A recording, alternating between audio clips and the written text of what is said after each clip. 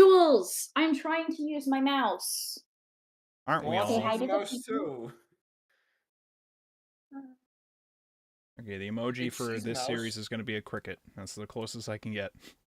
It works. Don't got like cicadas as a. They do not have a Emoji? cicada emoji, no. So you get a cricket. What the fuck were they thinking? That they didn't want to have to make an emoji for every bug, I think. Cowards, all of them. Well, you make the emoji, you submit it to whatever But I forum hate you have to emojis. do. I never use them in I chat. need to set. Okay. Cool. What the fuck was that? Oh my Who the god, I know fuck that just did I know that? that sound. The hell is going on here? Sorry, I had to. No, you Did look you know, at Higurashi. you know that sound, Andy? What the? Do I? Yeah, come on, think about it. It startled. I genuinely thought that somebody's landline was ringing. So I was not paying enough attention to be able to recognize I it. just clarify what it was for those of us who have no idea what it is. It's Cricketune from Pokemon. Oh, okay. Oh. It's a very funny sound. I like so something that's kind of funny and it's I have to preface this by saying that this is such a mundane thing for me to find amusing and kind of fascinating, but I do find it fascinating is how you can kind of tell what generation a Pokemon comes from based on the audio quality of its soundbite because they didn't change like the old ones as they got better sound technology. So you can in a lot of formats you can hear the difference between Gen 1 and like Gen 7 because Gen 7 will have a higher quality soundbite for the Pokemon whereas Gen 1 will be like or like whatever the robot sound was. 100%. Like the first 3 gens are just chiptune type stuff. Yeah, exactly. And I think it's so funny, but it's like I don't know, it's so charming to me. You can also tell what generation Pokemon is based on its 3D model in some of the games. Because in the first 2, they put like a lot of attention to detail and they're like really animated. And then afterwards, you just kind of give up. Like Kangaskhan looks amazing. He's so animated. But then I think you Hey, speaking of Pokemon, announcements tomorrow. For what? Just Pokemon Day in general, so everything. I forgot there was. they had a new card release come out. I assume Pocket they'll be announcing Monsters. Gen 10 and some other stuff. I do. Yeah, they had Armored Legends Legacies. What was the most recent? I get my paycheck tonight, so I'm gonna hit up a couple card stores around and see if any of them have the ETB or if they all got picked by scalpers early on. I was gonna go to card stores anyway tomorrow, because I have to get a couple more deck boxes. They release they have My Little Pony themed deck boxes apparently. They're called like cubes or something. I mean, they're Oh cute. yeah, I've seen those. Yeah, I like them. I have the Twilight Sparkle one. I actually think that they're super cute. So I'm gonna get those for some of the other pre-built decks that I have, and just have like all of my decks in little My Little Pony card holders.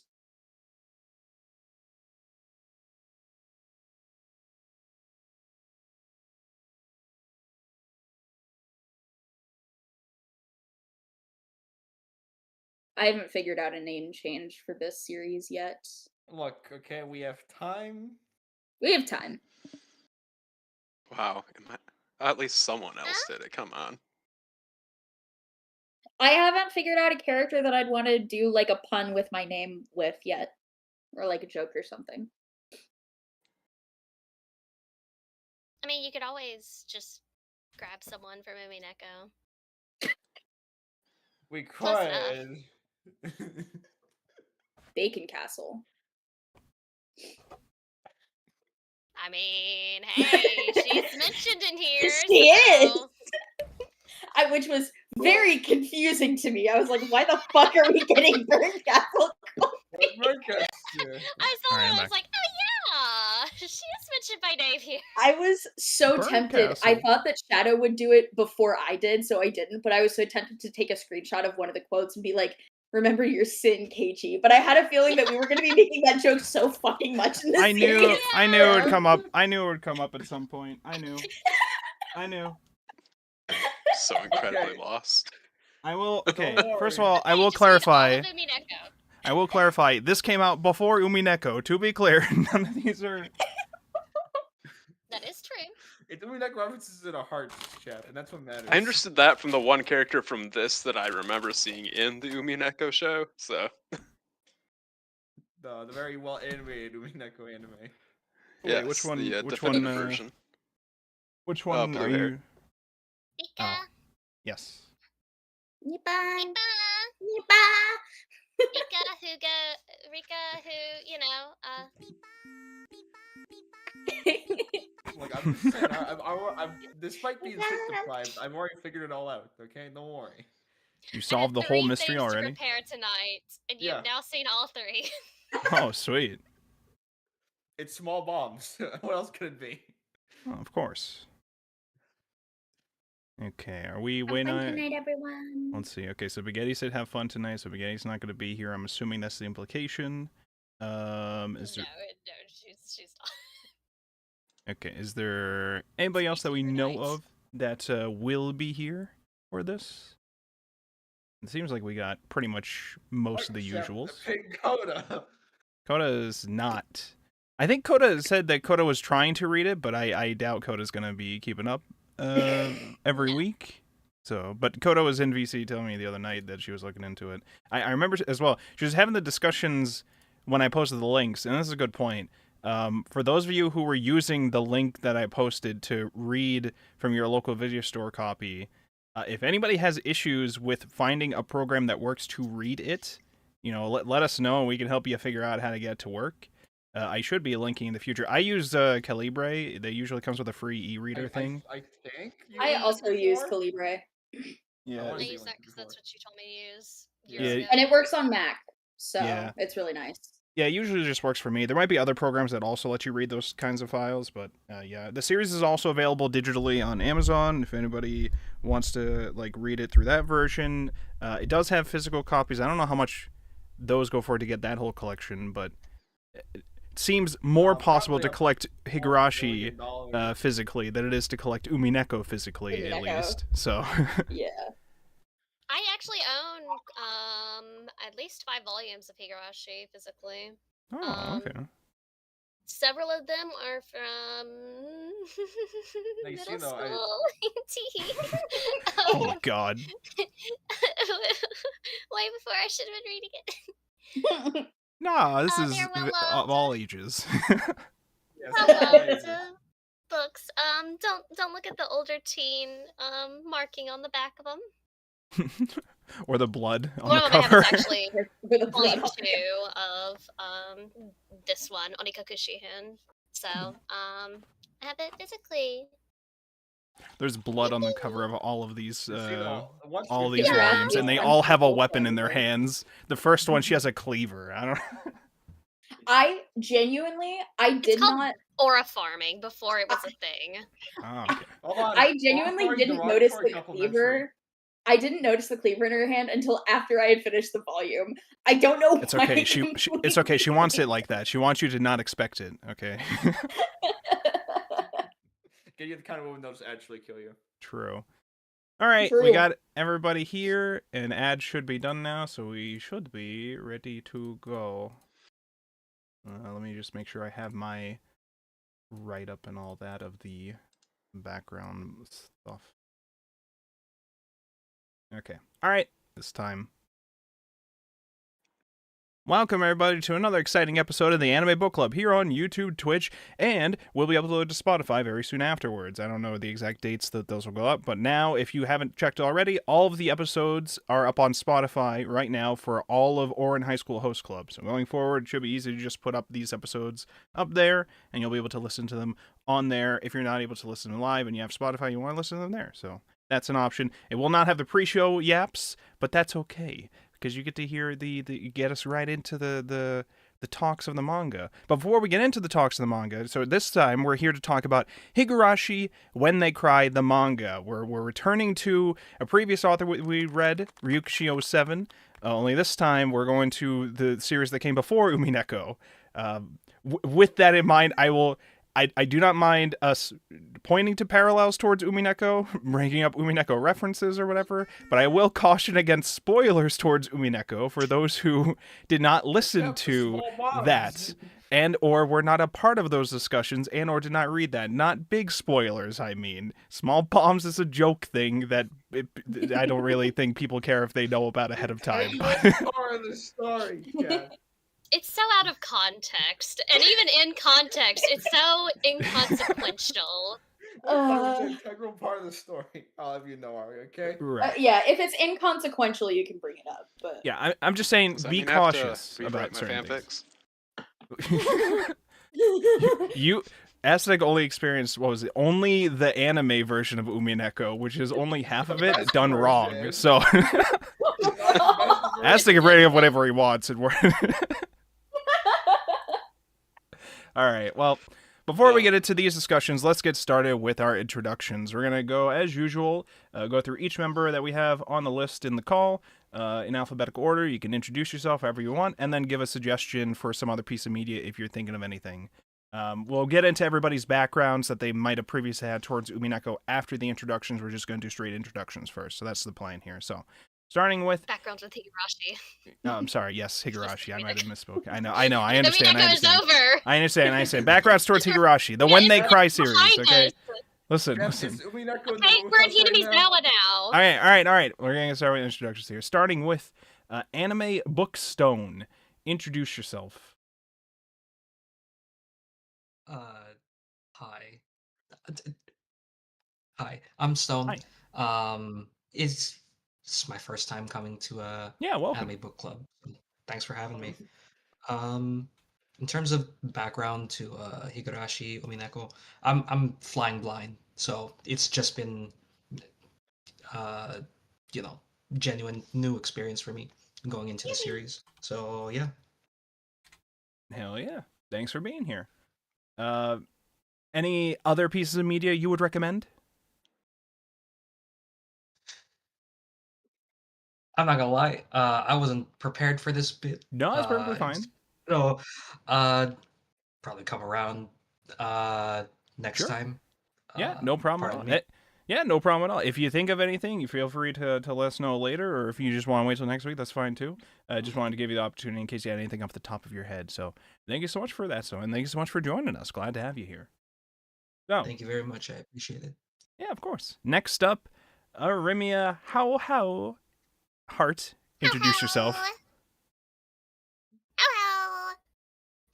I'm Arimia. I like shonen shit. Yeah. I don't have much to say this week. Oh, okay. It's time to be Nipa pilled. Nipa! True. Nipa, Nipa, Nipa, Nipa, Nipa! Nothing to recommend? Okay. All right. So go check out Nipa if you're interested in that. Thank you so much, Arimia. Next up, Bacon Castell. That's a good name pick. Introduce yourself. Thank you. What's up? I'm Nyan Bacon. You may also hear me referred to as Andy. You can find me as Nyan Bacon. You can find me as Nyan Bacon pretty much everywhere. You should follow me. I post cool stuff sometimes, like once a month. I use he, they pronouns, please. No, she, her. I do not like that. I'm unfortunately going to do one of Trap's big pet peeves and do an anti-recommend before I recommend anything. Don't engage with Poppy Playtime Chapter 5. That shit sucks ass. As for recommendations, I think you could have left it at don't engage with Poppy Playtime because Hey, we're all hey. adults here. That's true. Hey, chapters Touch 1, it. 2, and 3 were tolerable. They were fine. Tolerable. Okay. Chapter 4 and 5 is where it gets weird. As for things that you should do, you should follow Wolfborg on Twitch. I'm gonna hold him at knife point and say that he's gonna play the next chapter of The Devil soon. So you all should come and That watch is him true. do that. when That he is does true. that stuff. I will do that. I thought for a moment you were going to hold me at knife point to play a Poppy's Playtime thing, and I was going to say, no, that's no, not God, happening. no. That is not happening. But Of the Devil will happen, You could just okay? ban them right on the spot. Yeah, No, we would have I'm- escorted you I'm off the waiting. premises, but I am waiting very patiently for the next chapter of the Devil. I'm very excited. I'm very So excited everybody should tune in for that. Yeah. Oyashiro-sama will not curse you if you play Of the Devil. It's true. Oh, that's good to know. That's good to know. Well, thank you so much for that, Andy. Next up, Kenta Tech. Introduce yourself. Hi, I'm Aztec. I like bad media. I've been replaying Divinity Original Sin 2, so play that because it's fun. Probably not the first one. It's the bad kind of jank. Oh, okay. All right. Well, thank you so much for that. Next up, Rika Chama Fan Club President. Introduce yourself. Hi, I'm Shino, a resident cute girl enjoyer. It's been a really long time since I read Higurashi, so it's nice to revisit the series. The first time I read it, I actually didn't realize it was an episodic series, so I read the Massacre arc first, which is one way to get introduced to it, I guess, since wonder- there's many there's not arc. I wonder but, what happens in that arc. Rika is my OC, as you might be able to tell, and for recommendation, My Girlfriend is Devilishly Sweet. It's pretty good. It's a really cute Yuri rom-com. I think it's only 3 volumes though, 3 or 4 volumes, so probably can't recommend it to book club anytime soon, but who knows. Hey, it's not impossible. All right. Well, thank you so much for that, Chino. Next up, Shadowman V4. Introduce yourself. I'm Shadow. My anti-recommend for this week is very suited for the college professors in the audience. Okay, whatever you fucking do, never put presentations and midterms on the same fucking day. You psychopaths. What are you thinking? This is true. Also, if you're teaching 2 lessons the same day, don't have that happen twice in the same day. Are you joking? You had to think this out. They didn't. They really didn't have to. My favorite was my college professors. 2 of them were married, and they would plan their test on the same day. Okay. That's so oh, up. psycho. Yeah, Yeah, so I had 2 presentations that's and 2 another tests. kind of evil. Oh, jeez. Well, you finally done with your midterms now, at least, or you still got more you gotta No, I suffer still through? got more. Oh boy. Well, good luck with that. I got more stuff after break too, so it's not even a break. It's get the group together to finish the group work. Because it's the only time we actually have to do it. I feel you, yeah. All right, well, thank you so much for that, Shadow. Next up, Thrice Deceased. Introduce yourself.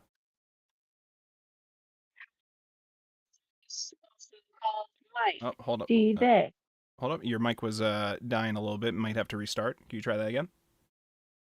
Okay. There we go. We hear you now. You're good. Cool. Okay. I'm Thrice, also called Mike, she, they. My recommendation is if you can, build yourself some full action plastic model kits. Ooh. Because boy is it tedious, and there goes my dog, but it's fun. So Hell yeah. Should try that out if you were interested in that. Thank you so much for that. Next up is me, Wolfborg, aka Chaplin, aka the best anime book club host ever of all time. Write that down. This week, I would recommend. What did I watch recently? Oh, I started rewatching ReZero, and that's always really, really good. So I would recommend ReZero. It's fucking great. Go start it if you haven't already. I don't know what you're doing here. Actually, you should listen to the podcast first and then go check it out. I think it's really good. Don't leave. Don't leave. Don't. Yeah, don't leave. Don't leave. Don't leave. Later. Don't leave. Look it up. Yeah. All right. So that's me. Next up, Women Apologist. Introduce yourself. Hi, yeah, that's me. I'm Marianne or Anne, whichever you prefer. My recommendation this week. This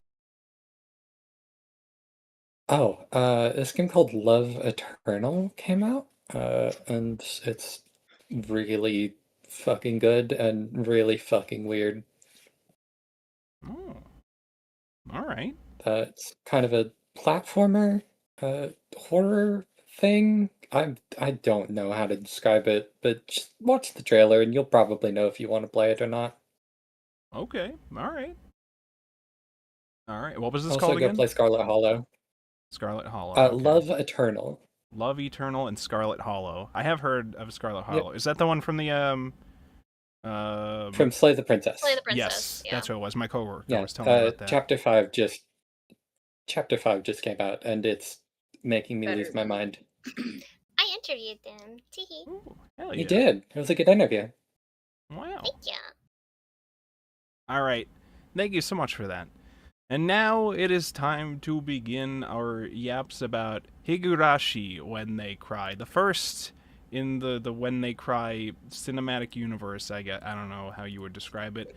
Is it cinematic? It's not. It's on Well, paper. it does have anime versions. It didn't start as on paper, to be clear. It started as video games. I don't know if you knew this. Okay, I guess that counts. These weird things We called call visual those novels. Sound yeah. novels. Oh, that's true. Yes, this is called a sound novel. This is true. Let me get into my little write-up. Universe? I have here the little write-up of the background of the franchise for those that are listening that are unfamiliar and or the people that are in the call that may not be as familiar with this stuff. So let me read this out before we get started with the other stuff. Our next book club entry, Higurashi When They Cry. This is the first entry of the When They Cry franchise, meaning we have a returning creator this time around. The legend himself, Ryukishi 07, is back with more psychological horror, but in this time, instead of a logic battle of wealth and witches, we find ourselves in a mysterious rural town of Hinamizawa. Higurashi started as a series of episodic visual novels by Ryukishi's Dojin Circle 07th expansion. The game started releasing in parts back in 2002 with directing, writing, and art by Ryukishi. It was originally an unpublished theater script, which Ryukishi's brother later convinced him to turn into a visual novel after seeing the success of Tsukihime. The initial audience was the otaku audience that attended Comiket, but now it's known around the world, with over 100,000 copies sold of the original game in Japan by 2006. So that was a huge success at the time. Studio Dean adapted the story into an anime, which started in the spring of 2006. The main original release, the anime, featured 2 seasons, a set of OVAs, and several additional spin-offs. Much later in 2020, a reboot anime for Higurashi was announced by Studio Passion, with character designer Akio Watanabe, who is famous for his character designs for Monogatari. However, after the first episode, this reboot turned out to be a new continuation of the series instead of a reboot. It was a little switcheroo. These entries... Yeah, so the entries... these entries eventually received a manga, but we're not going to be covering those because they're kind of entirely different from the original story. So, the series also has a fighting game called Higurashi Daybreak, which came out in 2006. It has 3D fighting. It was like a 3D fighting game by Twilight Frontier with third-person shooter mechanics or something. I need to go find my copy of that. Yeah. And most likely as a most likely as a bonus stream after Umineko we played the Higurashi not Higurashi. Fuck, I'm gonna get it all fucked up.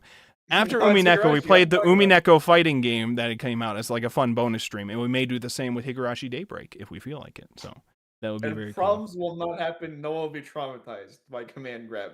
So that's my understanding of the background behind Higurashi. There's probably more stuff that I didn't exactly cover, but I thought it was very interesting learning about that stuff. Let's talk about, for those of you who might not have shared any details about this already, who here has some background with Higurashi in any sort of way or fashion? For myself personally, my background is having seen the first season of the anime back when I was in college, half watched it, meaning I only know some events that happened.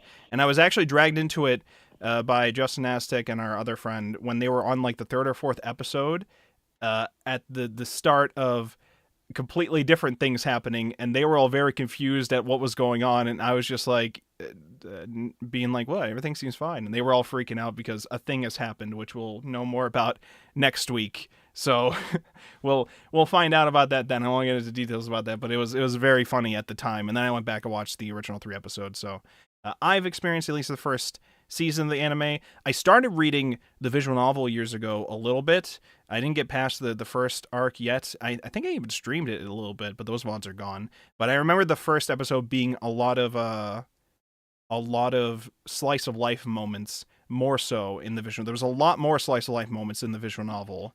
That it seemed like they probably shortened up for time here in the manga, but I guess we can get into that for the more seasoned Higurashi experts that might be able to notice these differences. So that was my background. Does anybody else have backgrounds they want to share?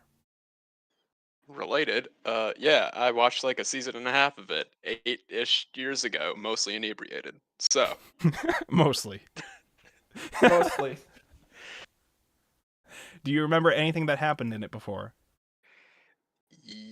yes. That's what We'll take it. I remembered Kentakun. Sure, of course. Of course. Other people. Who else has got some background with this stuff? Who here's read the visual novel? Has anybody here read the whole visual novel before? I have read,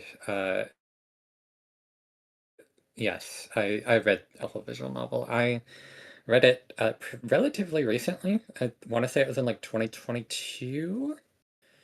Because I had a friend who was going through it and just kind of being consumed by it in the way that Ryukishi tends to do to people. Yeah, he does that often. That again. And He does create mind viruses, yeah. I got to about chapter 6, and then at the end of chapter 6, she was like, "Okay, I need you to read this," and I was like, "Okay," and then I read all of Higurashi in about 6 weeks. You know Because it all right? he really does just do that to you. No, but it's unrelated. All right, thank you. All right. All right. Well, that's interesting. To hear that. I had wondered to myself because Higurashi had actually almost won a couple times the previous votes. So I was wondering for a while whether or not I should sit down and read all of the VN before we actually eventually ended up reading it for book club. And I said to myself, no, I probably shouldn't because I want to kind of solve the mystery with some of the gang who has not been a part of the mystery here before. If there is a solution, I guess. Being able to experiencing it. I don't know. I kind of it's weird though because I kind of feel like I would enjoy a lot of these experiences from their more so by consuming them from their original source beforehand. But I also feel like if it's a mystery series, it kind of adds complications to that, especially if whatever the mysteries answers are end up being the same. So I was like, I'll just wait and I'll just read it with them. So that's why I haven't read the VN more so than my past experience, which is pretty much just some of the beginning slice of life stuff. It will still be worth doing. Yeah, I'm sure. I'm sure I will. I'm like, this is one of those series where I would definitely go back and like read the visual novels for. Absolutely, yeah. I'll be honest. Yeah. I've been very excited for us to read this. I'm especially excited because it's actually like not a massive chore to read like every omnibus of Umineko was. I was like, this is such a nicer, easier read so far, at least. I don't know if it's going to get complicated later, but I was like, this is, especially compared to the stuff like Orin, which we just finished reading too. Like, oh my god, I'm like, I can actually finish this in a reasonable time, I think. I don't know. I was telling Higurashi is a pretty simple series. Yeah. Yeah, it's not much going on under the hood. I was telling Baguetti that earlier. I was like, this is a breeze to read compared to Mineko and even Oron. Like, I mean, obviously I know what's going to happen in these, but even then it's very easy to read them. It's not just even though there's a lot going on and a lot that you're told in these 2 volumes, it was still very easy to parse. But we're talking about experience have herself now. Yeah. I, as I said earlier, read Higurashi way too young. I was kind of like Shino, where I kind of jumped around in it. I don't remember what I started with. Probably the manga first. And I read Onikakushi Hen on like my Kindle or something, because somebody had uploaded like an app version of it with the original sprites or something. the anime, watching the VN like further on YouTube back then because they weren't translated on Steam and easily accessible. I have not read it though I hadn't read Umineko in a decade. I haven't read Higurashi in over a decade. So yeah. How? All right. Anybody else have any experience stories they want to share of any degree? Because all I know is, okay, maybe it would be quicker as well, too. Who here has not experienced anything Higurashi before and has no idea? I Nope. have, yeah. I zero Also me. experience with Higurashi. Obviously, experience with Umineko. So we'll see how those tied together Right. in a way. But nope, That'd be interesting. completely new to Higurashi. Soul in the chat is also raising their hand. Okay. What's Umineko? I don't know. I've never heard of it Do you before. really want the explanation for that? Do you really want it? I don't think you do. No, yeah, Shadow, please explain all of Umineko to me right Okay. now. Right So now. there's No, small stop. We're here to talk about Without love, it Higurashi. cannot be seen. Higurashi, when they cry. When the Higurashi cry. Okay. It'll all be over. Anybody else have any experiences, whatever we want to share, and then we'll just get into the this week's readings. All right, cool. So, I want to start first by going over each of these, much like the Umineko manga did. Each of these episodes has a different artist behind the series, which some of them they may not have a huge background for us to go through. The artist for this iteration for the Abducted by Demons arc, aka Onikakushi Hen, is Karin Suzuragi, who she has pretty much only exclusively done either other Higurashi adaptations of like spin-offs or she did this arc, and then later on she does the Atonement arc in the middle of the Answers stuff, and then a bunch of other spin-off stuff, and then a couple manga adaptations of other things, such as apparently they're working on the Isekai Cheat Magician manga adaptation, and I think their only actual original series manga that they've worked on was a 3-volume series called Outcode, back in, it was from 2008 to 2016. I don't know how that release schedule worked for that to happen, but in any case, that was, they apparently haven't done too much original stuff other than that, is what I'm trying to get at. Not to say that, you know, they're inexperienced or whatever, just to say that they pretty much have exclusively done a lot of adaptations and spin-offs of these other works, like other games and visual novels and isekai light novels and stuff like that. So, also a Danganronpa manga, apparently, for Danganronpa 2, which I thought was funny, to see a bunch of Higurashi and then Danganronpa. So I thought that was very funny. So, that's the artist background. Higurashi, the first arc, I do like, for the whole questions arc, we're pretty much going to be completing an entire arc in 1 week. So every week we're going to be discussing that entire arc, because they're only like 2 volumes. After that they get longer, but for the full questions arc they're pretty sizable for just 2 volumes.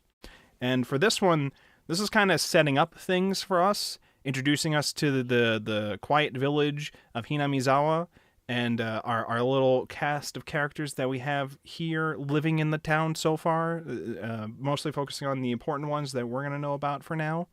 We have main character boy Keiichi, starts with an M. Keiichi Meibara.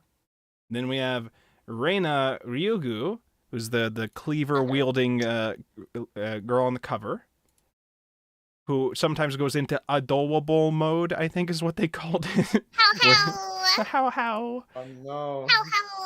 It happens on occasion. Keiichi is like new in town. He somewhat new. He like transferred in, I forget how long ago, but he's like a month ago. Apparently, at the beginning of the story, he was gone from Hinamizawa for a couple of days for a relative's funeral, which we don't ever bring up again, but apparently he was gone for a funeral for a bit. Don't know what the funeral stuff was about or if it's ever going to be important. But that he was gone for a bit and he came back to that, and he's very new still, so he's not used to things. But he's weirded out by how some people can already figure out his name because he has not understood yet just how small of a town this is. I guess he's starting to learn. I assume. Very small world. Reina is also somewhat new, but she's been there for like a year, I think. So she's newer than some of the other folks, but she's been there longer than Keiichi, at least.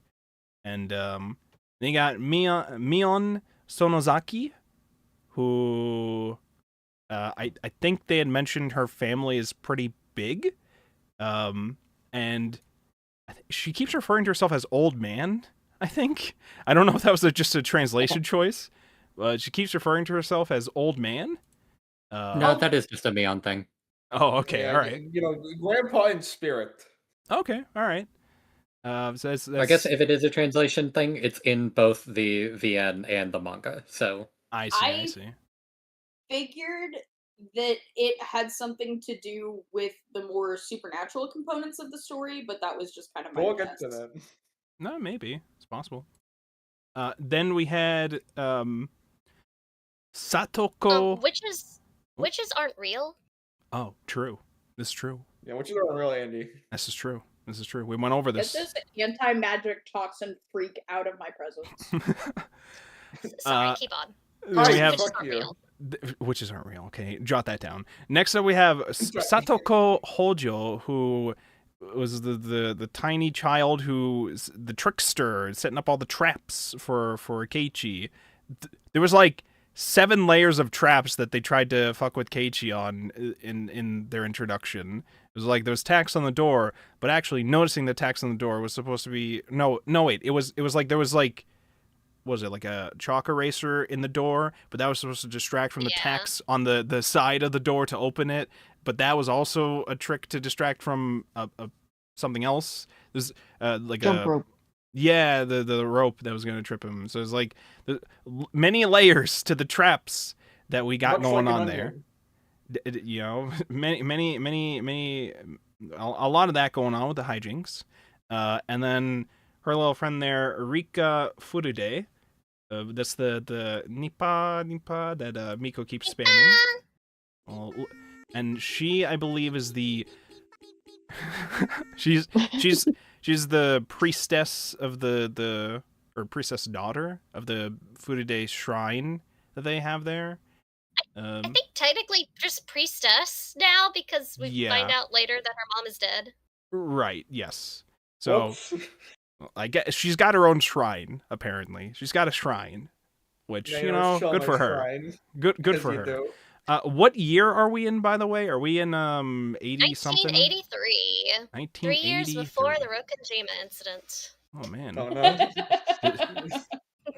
Does that put it in perspective for you? Specifically June of 1983. Oh, I see. So we were in October for Umineko. We're in June now. It's the middle of summer. Yeah, it's the middle of summer. That's it's why the cicadas hot. are crying. Yeah, it's fucking hot here. I'm not even there, and I can feel like it's hot there. Yeah. Yeah. Okay, don't. What? It's cicada. Are we gonna fight over pronunciations of this? Higurashi is cicada, what? No, Andy was pointing out your pronunciation of it, I think. I thought it was pronounced Ciconia. That's a different one. That's a different one. That's a different one. That's a different entry. That's a different entry. It's never getting in episode 2. No, I'm getting Face too soon. He's gonna do it. Yeah, I believe it. But yeah, Higurashi is a specific type of cicada, I guess, because they pointed out in one of the joke comics when Keiichi shows up disguised as a Higurashi to try to distract their Satoko to unleash traps on them. They're like, actually, that's not a Higurashi wing. That's like this one's pattern's wing or whatever. I can't believe it. I'm one of the main characters. Basically. So, yeah, so there's distinction between those. I didn't realize there was a distinction. I think I always just assumed Higurashi was just the Japanese word for cicada. I had no idea, but I guess it makes sense, being a specific type of it. So, we also had some other characters. I'm trying to think of the most important one, I think, to point out now, though. The most important one was Chie, who is definitely not CL from Tsukihime. Yeah, that's Ryukishi's original character. Original character with short blue hair who is a teacher who loves curry. Look, not Steel. The best artist Steel. Yeah. Oh, that was There's the only teacher? so many character archetypes in the world. Yes. Okay, I was getting confused because I This saw you teacher guys. was actually based on CL from Tsukihime. I see. Yes. Because I saw you guys posting about this character, and I was like, I don't remember this character. But that was the teacher, apparently. Okay, I think she showed up for like a second. Okay. She was in like 3 panels. It's okay. We'll see more I'm of her looking at later. like one thing that you posted in the spoiler zone. I'm just like, this is like a background photo of a person. That is legitimately like her one appearance. Yeah. Yeah. She's barely in this. So that's her. The more important one I was thinking of was the detective guy, Oishi Kurao something like that. Oishi, that guy. I'm calling him Oishi. Yeah. Old man detective guy with a big belly. That's what he looks like, I think. So classic detective. Of course. He's got AC in his car. He does. Yeah, he's got an AC. He does have an AC. It's very important in the summer, okay? So he's watching out for Kenichi. Of course. Listen, this might just have been his introduction or the kind of character he is. He is still the most suspicious character to me in the entire series. That man freaks me out. I don't like him. Well, ain't even correct. I don't know. Next time. I do agree with you, but I think I mostly judge him on that based on his appearance, like how I wasn't sure if this is just how the manga artist was drawing their face, but their face always made it look like he was up to some shit. I don't know what it was.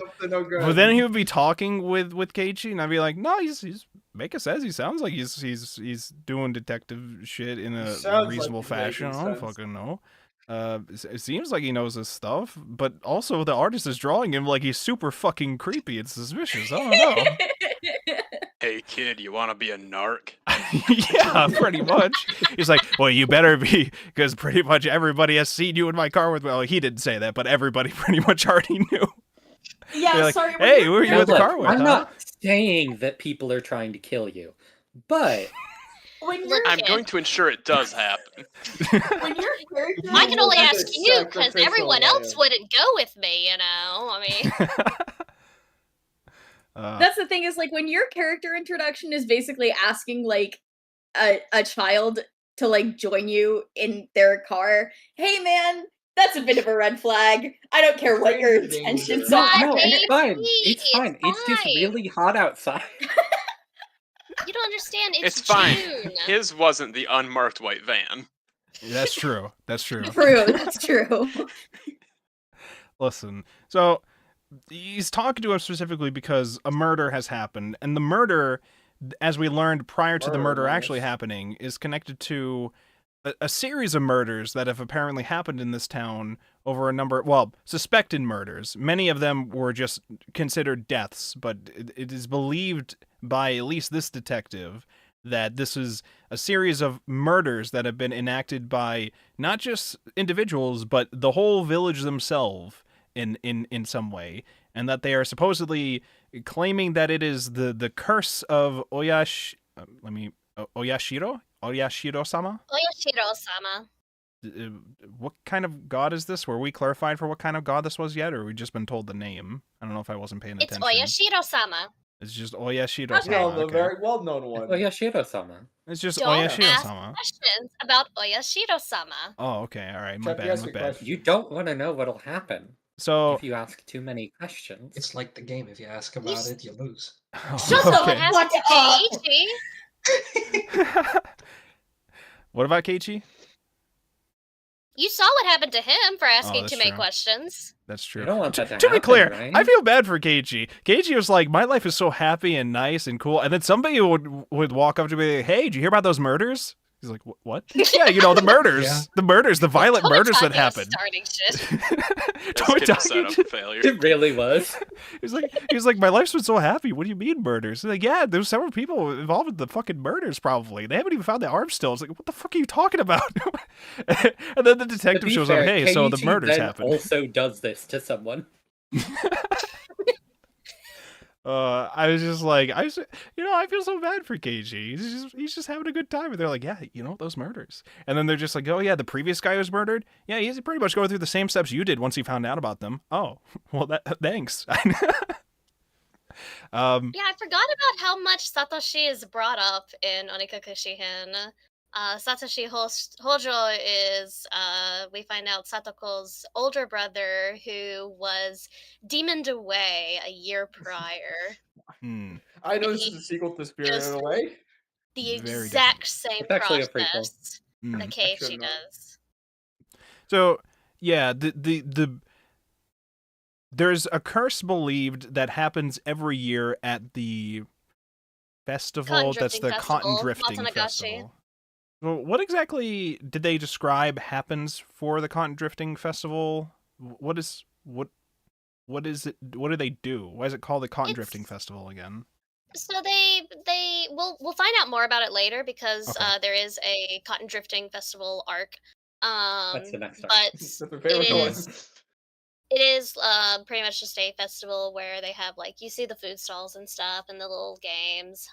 But the main event is Rika basically doing the dance and stuff to appease Oyashiro-sama. And then kind of like the lantern driftings, they, put stuff on the lake and let it drift off. Cotton Drifting Festival. I see. And so it is believed that every year, as a result of this festival, someone dies and then someone goes missing. And they believe that the person well, it's not necessarily true whether or not it's correlated, but this seems to be a pattern that the detective has noticed. It's not because of, they don't say it's because of the festival, it's more just it lines around up that with time. the festival. Yeah. And it's it happens to be, like, it is connected in the sense that, like, this is, the same time, but it's not, they're not blaming the festival. Right. They don't think they're just more. Yeah. Oyashiro. Nobody thinks the festival is cursed or whatever. They just believe Oyashiro-sama has it's not can that cause the a curse festival thing, and it itself just is happens to be cursed, timed it's by that it. there is a curse that happens around the same time. Right. And so Keiichi finds out about this from Tomitake and somebody else, Takano, talking about it. Names I'm not gonna remember. Because Keiichi, well, eventually over time, I'm sure you'll fucking learn, because some of these characters will probably come back up again and again and again if I know anything about this. No, they're all dead. Well, yeah, surely. true. Nothing else will happen with this series. Yeah, definitely. That's Yeah, right, let it. bud. Yeah, of course. The Keiichi finds out about the dismemberment incident of somebody before while helping Rena go through garbage at a dump site that they have there, apparently, which also has a KFC guy statue, Kenta-kun. That's there, the Colonel. Legally distinct, Colonel KFC. Sanders. Yep. Legally distinct. Ryukishi's own original character. Of course. And so while trying to help her uncover that, or just go through the stuff in general for her to find stuff that she thinks is so adorable that she wants to take home, they what's going on? Something happening in the chat? Oh, what the fuck is this? There's just a gif of Rena hugging the KFC. All right, well, cool. Sorry, the Kenta-kun statue. So this was like the first time where Keiichi is finding out that there was like some shady stuff that happened like that. Like, I wouldn't say shady, just like a murder that happened in general. And it was like, it sounded gruesome with how Tomitake is. Tomitake, by the way, is just a dude who shows up at the village sometimes because he's like a photography person and wants to become a debut as like a, photographer in the future. But he doesn't live and there, he was from what I taking understand. pictures of kids randomly in the forest. Yeah, Yeah. not suspicious whatsoever. And we're supposed to be like, oh yeah, that's a good person that they trust. Like, okay. Listen. Hey, listen. He got what was coming to him, okay? He got what was coming. Got a Whoa. shortage of unsuspicious adults in this town. Is this gonna be our personal Mont Blanc? Mont Blanc. We don't have to talk about Pluto. Mont Blanc, okay? So he's telling Keiichi about it. They all have a time at the Cotton Drifting Festival together. All the kids. The kids are all pretty much, if I understand it, and maybe some of this is information I remember from the anime. The town is so small that there's pretty much only like one class for all the kids in the village. I don't know if I'm remembering this wrong though. Yes. But that's right. It's pretty Yep, small. that's Pretty right. much all the grades are together in like one classroom because there's not that many kids in the village. And our main cast of kids here all kind of become part of their own little club, which involves playing various games together, which usually involves some sort of penalty to the losers. And then they have fun doing that kind of stuff. Some of the penalties we've seen include making other members of the club wear little outfits and getting them to say things in certain ways, or they could vary between that and murder. They varies at times, but That's my favorite result. it's a little variation of it.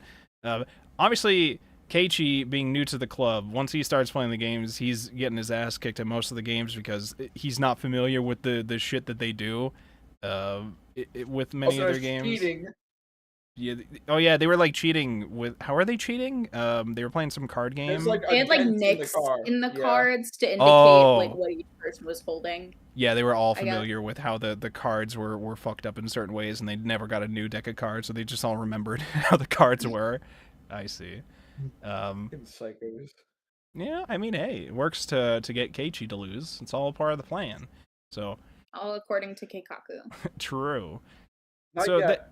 So they all hang out together Or doing that kind of already. stuff. So during the Cotton Drifting Festival, they were hanging out together for that as well, and also invited Tomitake to hang out with them too. And then at the end of the night, they all wrote nice little messages on his shirt as the punishment game for him instead of it actually being a punishment. They all like saying, "I hope you debut soon. We hope you do well at your career." And as soon as they were writing that, and it was all a happy little panel, I was like, "This dude is fucking dead." This dude is so fucking dead. And he was, in fact, the next day, very fucking dead. Supposedly, I think he's fine, actually. supposedly, he clawed out his own throat. The circumstances do. of which we don't exactly know, but he supposedly died clawing out his own throat. Supposedly, they didn't find any traces of drugs in his system, so they're not exactly sure why he would be doing that. But our detective here does not believe it to have been some sort of weird, gruesome suicide, but instead some sort of murder of some kind may potentially have happened, involving something that would cause him to do that. Meanwhile, the lady who was talking with him as well, Takano, seems to have disappeared as well. So they eventually, when Keiichi comes to find out about the term being demoned away from listening in to Mion and Rena talking to each other, brings it up to the detective, and the detective explains that this is basically a concept the village has. I think it was something like the village used to be known as the village of demons, where demons lived. And so to be abducted by demons is to be taken away by the demon somewhere else, almost like being spirited away, but being like taken by demons instead. Something of that nature. Yeah. And so Because the town was called like Onigafuchi, and they had the whole demon warding off practices and Yep. sacrificing and stuff. Yep. Fun Look where that times. got them. Now, the important thing with all this stuff is that it is believed that there is a potential connection between all these murders over time and disappearances and a past that the village had related to an old dam project where essentially there was a plan at some point to basically flood all of Hinamizawa in order in the process of creating a new dam. And so the villagers many of the villagers were obviously fighting against that and protesting about that. Mion even has like a criminal record from assaulting somebody over it, I guess. Yep. So, a lot of people in the town were not a fan of the idea of flooding their entire village. Reasonably so. However, everybody who has died seems to have some sort of connection related to people who supported the dams project. I forget each individual person. I think one of them might have been related to being either a director of the project or a planner of the project. One of them was the director. Yes, okay. But then it eventually starts getting to, like, less involved. Like, this one person didn't stand against the project, and this person died. And then eventually Rika's got father, to, like, yeah, that was Rika's father. And eventually there was someone who was killed, and they were only just related to somebody who supported the project or something to that effect. They weren't even a person who, like, supported it. Yeah. And Satoko's brother Satoshi was one of the people who, I forget if they said disappeared or was murdered or died, He was I guess. demoned away. He transferred forever. schools. Yeah, he transferred to schools in Canada. air quotes. He transferred schools and Such a great way. No, for real. You don't want to transfer schools I now, don't know do why you, you guys are Keiichi? acting like that isn't true. Yeah, of course not, Went to the school right down the street from them, Yeah. Yeah, went to Canada. Yeah, he's just an Okinomiya. Yeah, of course. Right over which was the place I Yeah, he's think going to that St. Lucia's Academy. What was that place? That was the nearby place that the detective brought him at some point just to talk at a restaurant, and it was like a maid Angel restaurant. Mart. It was like a maid cafe or something. Angel Yeah, Mart, yeah. Okinomiya is the town next to Hinamizawa that's actually like a town. Downtown? And it's they actually have their own police department, so the Okinomiya police are the Hinamizawa police, I see. basically. Okay. I was a little confused until we got to that place, though, because I was seeing several fan art works in the between maid chapters costume. of people in the maid Yeah. costumes. I'm like, why am I looking at the stakes of whatever from Umineko? What's going on here? Why are we in Yeah, these the Six of outfits? Purgatory. why are we wearing these outfits? And then we get to that place. I do like the design of those outfits. I think those are cool. I like the I designs saw of those and I was like, oh, I see where Ryugashi got those. I see where those go from now. Of course, yeah. I think I like when it comes to like character design stuff, I like Reina's overall design. I like giving her the cleaver with everything else going on. I don't know if I was understanding this correctly. Apparently, she was not supposed to have a cleaver originally. It's supposed to be an axe, but eventually Ryukishi got tired of drawing it as an axe, and the adaptations drew it as a cleaver or something like that. And the cleaver just looked Me cooler, too. so we went with that. I believe that was the story that I had seen, but I don't know if it was bullshit or not. Supposedly, it was supposed to be just a regular axe, and we eventually changed it to cleaver. And I think that was a good choice. I think the cleaver looks cooler. But maybe that's me. It's very iconic. Yeah. Mhm. Let's see.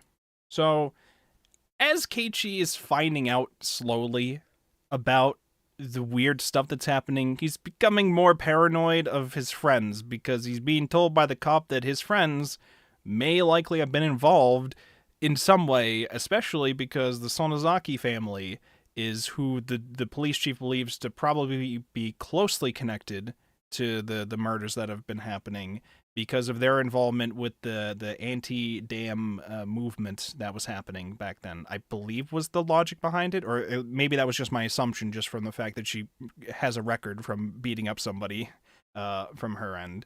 I'm not sure. The Sonozaki family is a prominent family, and he was saying that like they were the leaders against the dam project. I see. Okay. But she was also personally a Yeah. apparently terror of an 11-year-old or whatever. Yeah. I believe it. I like believe it. I like how Keiichi Oishi tells Keiichi that Mion has a record of misdemeanors because of it, and he's like, misdemeanors, Mion? And then he's like, yeah, because she like assaulted some guys, and he's like, oh yeah, Oh, I is can that see all? her Yeah. fighting. I can see her fighting. That's just she does that every day to me. That's Mion. That's just what she's like. What do you mean? What's the problem here? What can I say, Chev? Yeah. Hey, so question. Not relevant to this one, but does Seconia also start with a guy just being a perv on somebody, or? Umineko does. Yeah.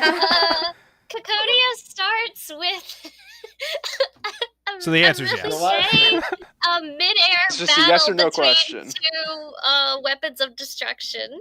Oh, all right. Staffs of destruction, perhaps? Of course. I mean, that makes sense. It's definitely interesting seeing the character archetypes that follow through between the two series. Yeah. And it's example? also pretty it's pretty funny also seeing like these scenes at the beginning of like the stereotypical anime perversion while knowing just how like deeply feminist a lot of the writing progresses to be, Yeah. I'm gonna be honest. because it's not like despite all that. It's like, no, it's together, right? It's not that he grows out of it. It's just they kind of continue parallel to each other. Right. I'm trying to think. I think I remembered when we were having our like Keiichi meet with Rena and Mion for the first time. I remember thinking, why is Mion talking like Battler? At the very beginning of the story? What's going on with this? Oh no! You why fool! Why is this Battler? What's going on? But also, I remember specifically with Mion, I'm just like, okay, the police chief has warned you that he believes the Sonozaki family is directly involved with this stuff. And then later on, Keiichi, having held out from telling everybody that he's been talking to the police for as long as he could, despite them obviously knowing, just basically told Mion everything out of anger. I'm like, this is the one person you probably shouldn't be telling all this shit to. Probably.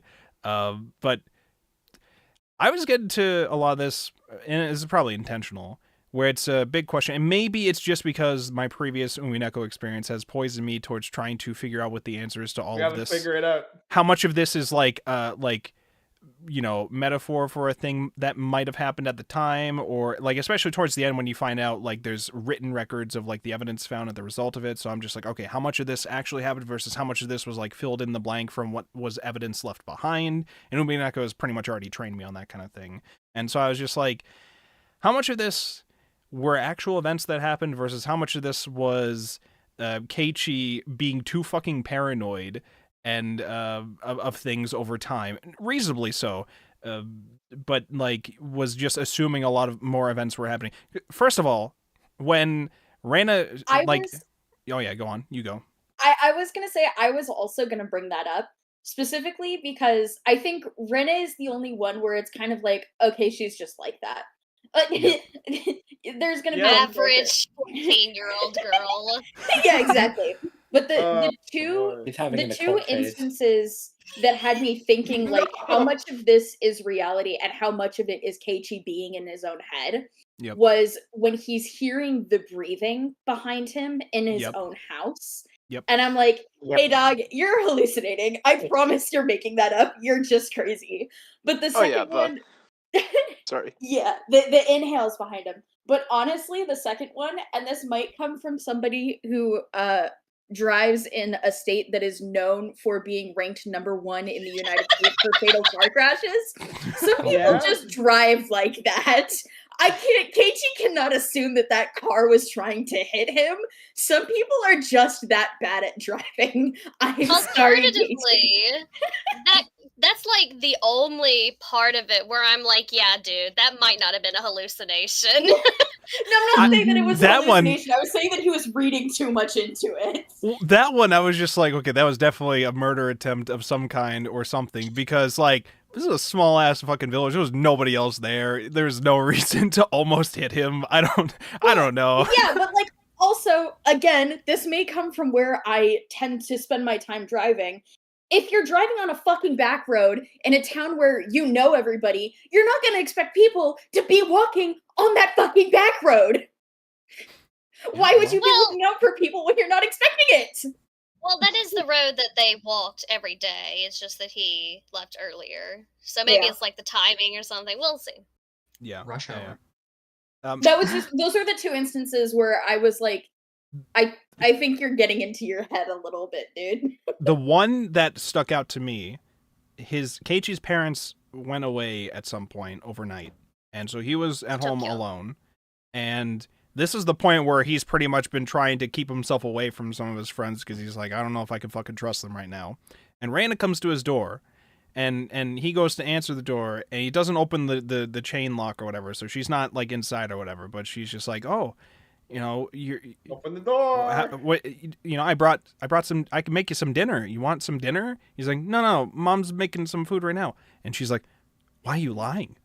They're not there right now. What do you mean? She's not making dinner for you. Why are you lying? He's like, yeah, she is. And what does she say? She's like, oh, you know, you like whatever kind of ramen that he ordered, instant ramen thing, or bought at the store.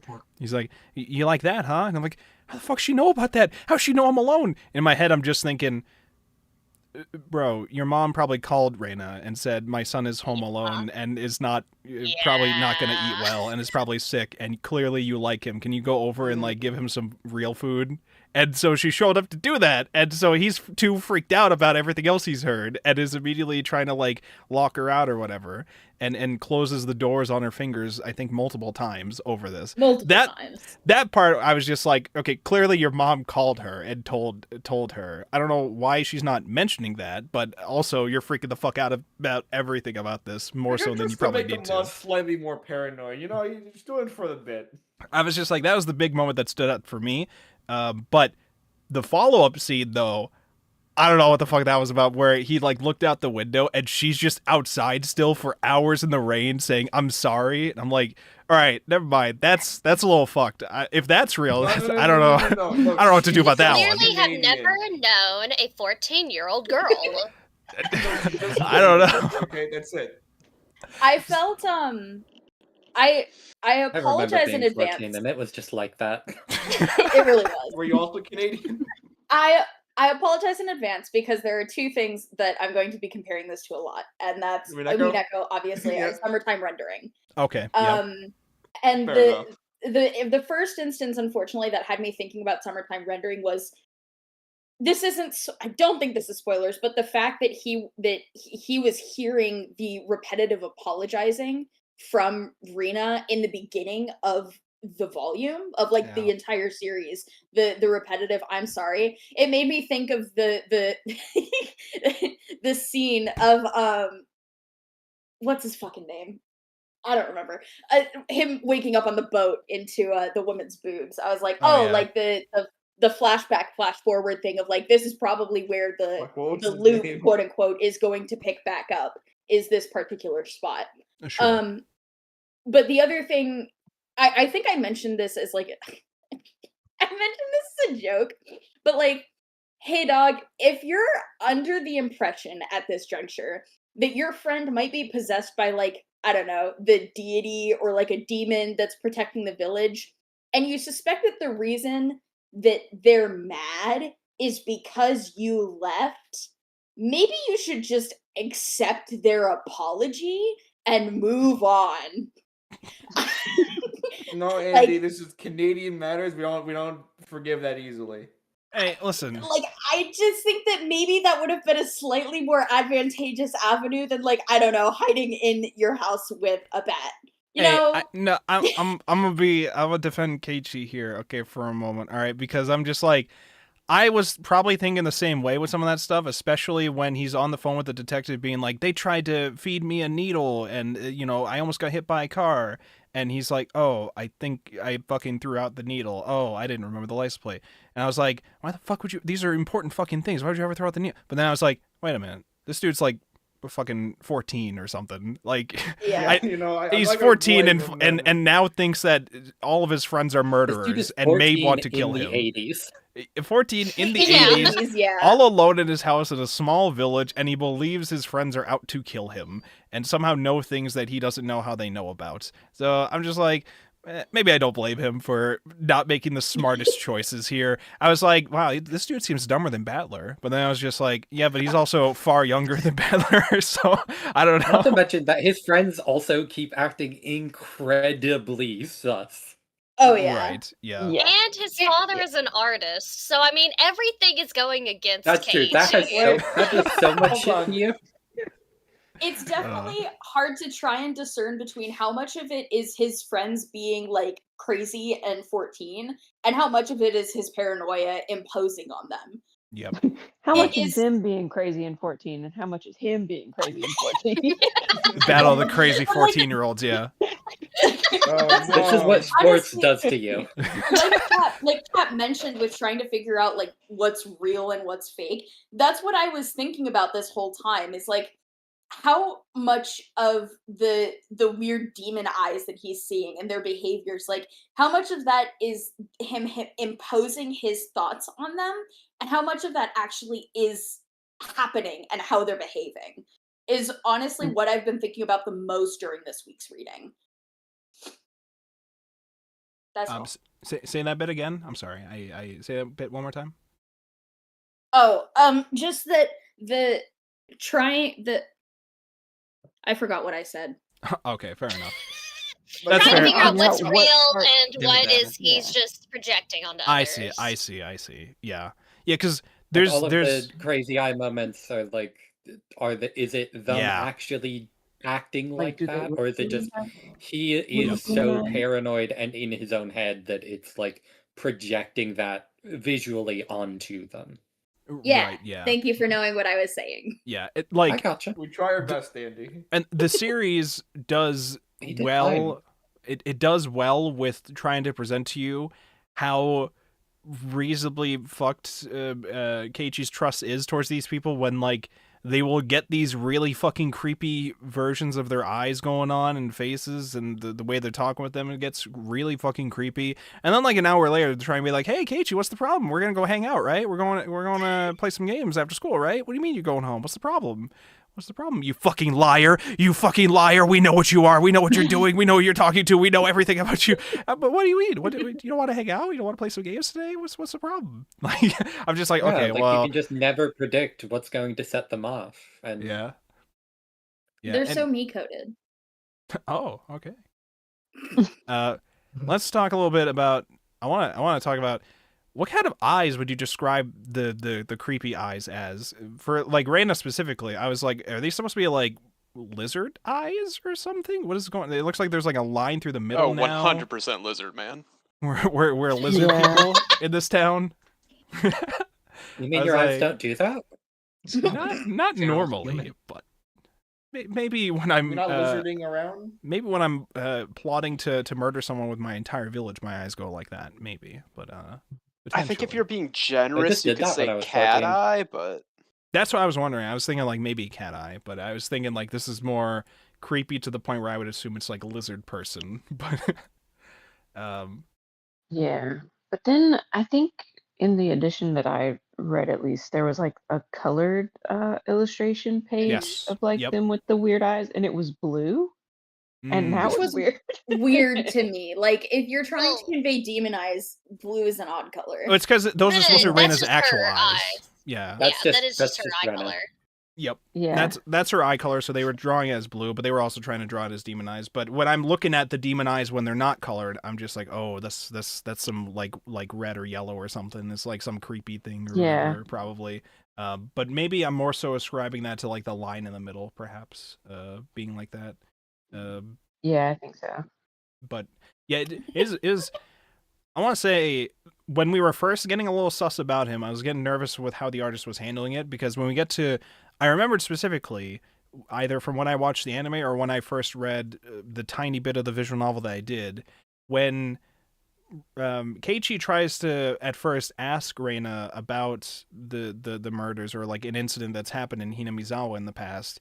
I remember like everything stopping and she just monotone goes, "I don't know anything," and then like everything's quiet, and I was like, "Oh, that's fucking creepy." Everything was happy and fine at first, and now he's just like, "No, nothing. There's nothing happened. What do you mean?"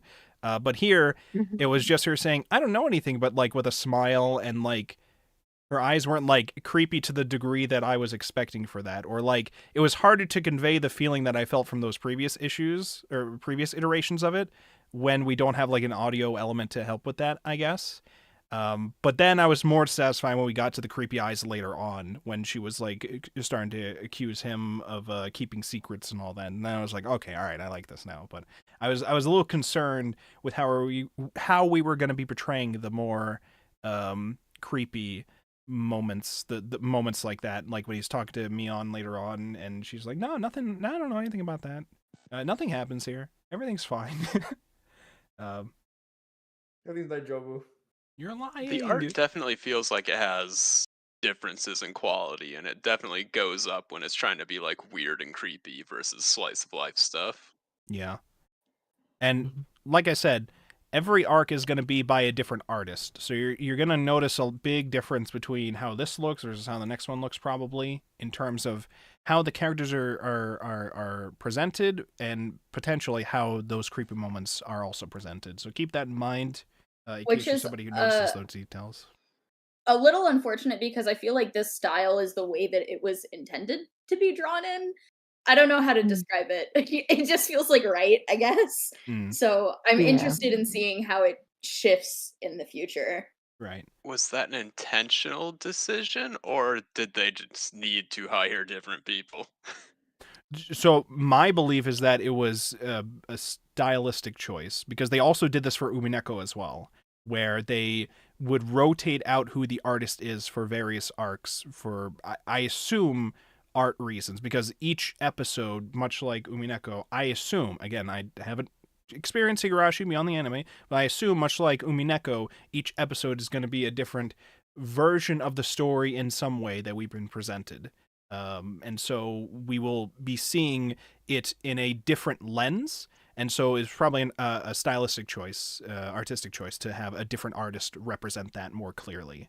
No, they're all dead. We're gonna get Keiichi 2 now. So we killed the we have artist as well. Satoshi, The squeak one? and then we have Keiichi. Now we have Keiichi 2. Oh, Keiichi 2, the sequel. Okay. Okay, so is he gonna be more or less dumb? Is the real question. Find Yes. out. Find out next week on Higurashi When They Cry. Z. He's gonna dig up the fucking clock. The Orange Hostile Clock? I love that bit. That bit. It's such a 14-year-old thing to do. If I die, Listen. I'm listening. That bit fucking killed me in the VF, and no one talks about it. Funny. it's so funny. Like even in the Hi, Mom. even Hi, in Dad. context, If I it's die pretty funny. anytime soon, I really like that clock. Okay, bury me with the clock. please bury me with this clock I built in shop class. Okay, I'm gonna be real. I was forgetting Yeah, what you all were someone referencing for a bit, and I thought you guys were all talking about the Orin Host Club clock thing, and now I just remember what you guys are my talking about. God. No, now I remember what you guys are talking It's about. all Now you're talking connected, about Andy. yeah. I thought you guys were talking about the Orin Host Club clock meme that we had for a No. tiny bit. It's the funniest shit. Now I in the remember. fucking series. thing. It was really funny. I was so for those listening who have no idea, Keiichi's like, I should be writing down some of this stuff and hiding it somewhere in case something happens to me, so that they can find it and they'll know more information about what happened. And so he writes it down. He's like, where am I going to hide it? And he tapes it in the back of his clock in his room. And he goes out to his parents, and they're talking about something, and they're just like, can it wait? We got to talk about serious stuff here, kid. Okay, can we talk to you later? And he's like, if I die, I want to be buried with my clock. It's a very important clock to me. And then he walks out the room. I just want to be buried with my clock. Out of fucking the sequence. nowhere. And And then his They're and just then his like, mom "Ayo, is like, what? hold up, Ayo, wait, what? come here. Hey, what? Dialogue is so funny Yeah, because let the the, boys know walking time is away. short. the implication that is that the parents are having some trouble with like finances or like dad's job stability or whatever. So they're like, "Hey, Keiichi, can this wait? Like, we're having a very important conversation." He doesn't preface it with anything. He goes, "If I die soon, please bury me with this clock." And like Chap said, turns and walks away. And like Ari said, his mom is Hey, like, yo. "Hold on, wait a second. Yo, what? Come back here." The fuck is he talking about? Wait a minute. Those parents have Don't to go budget locking yourself therapy in as your room. well. And After Umineko, it's so funny to see just such normal parents, Normal. respectively, like compared to any adult in Umineko. Like That's so his real. dad's a bit of an oddball, but like aside from that, like he is a completely normal person compared to any parent in Umineko. So just seeing the disparity is very funny. It just reminded it's not like the me others can have weird parents since they all seem to because be they don't dead. have parents. Oh yeah.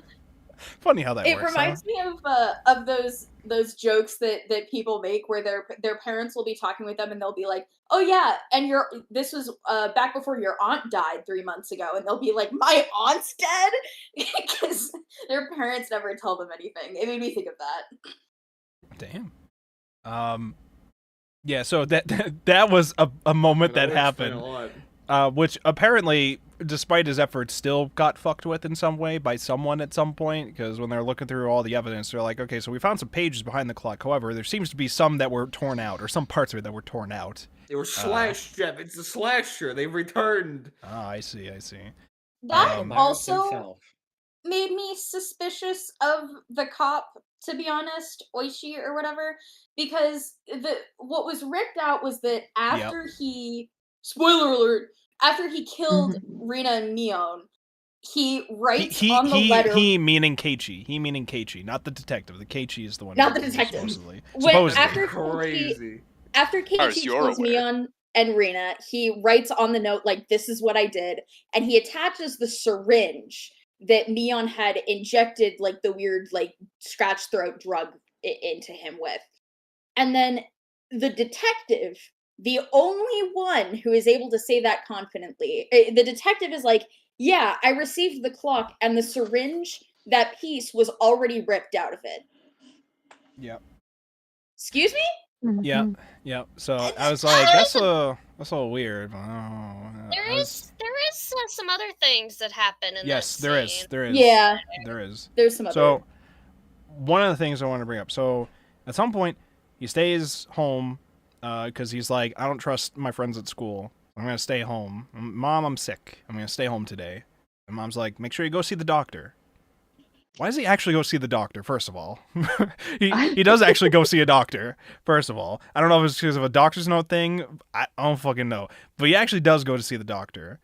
And I'm like, okay, we're having... Media even gives him a shot, too. It's like, Yeah, I'm like, why is he giving him a shot? Why is he giving him a shot? What? He's like, if we give you a shot, I'll give you like 3 days worth of medicine for this. I'm like, Keiichi stayed home because he thinks his friends are fucking murderers. What's going on here?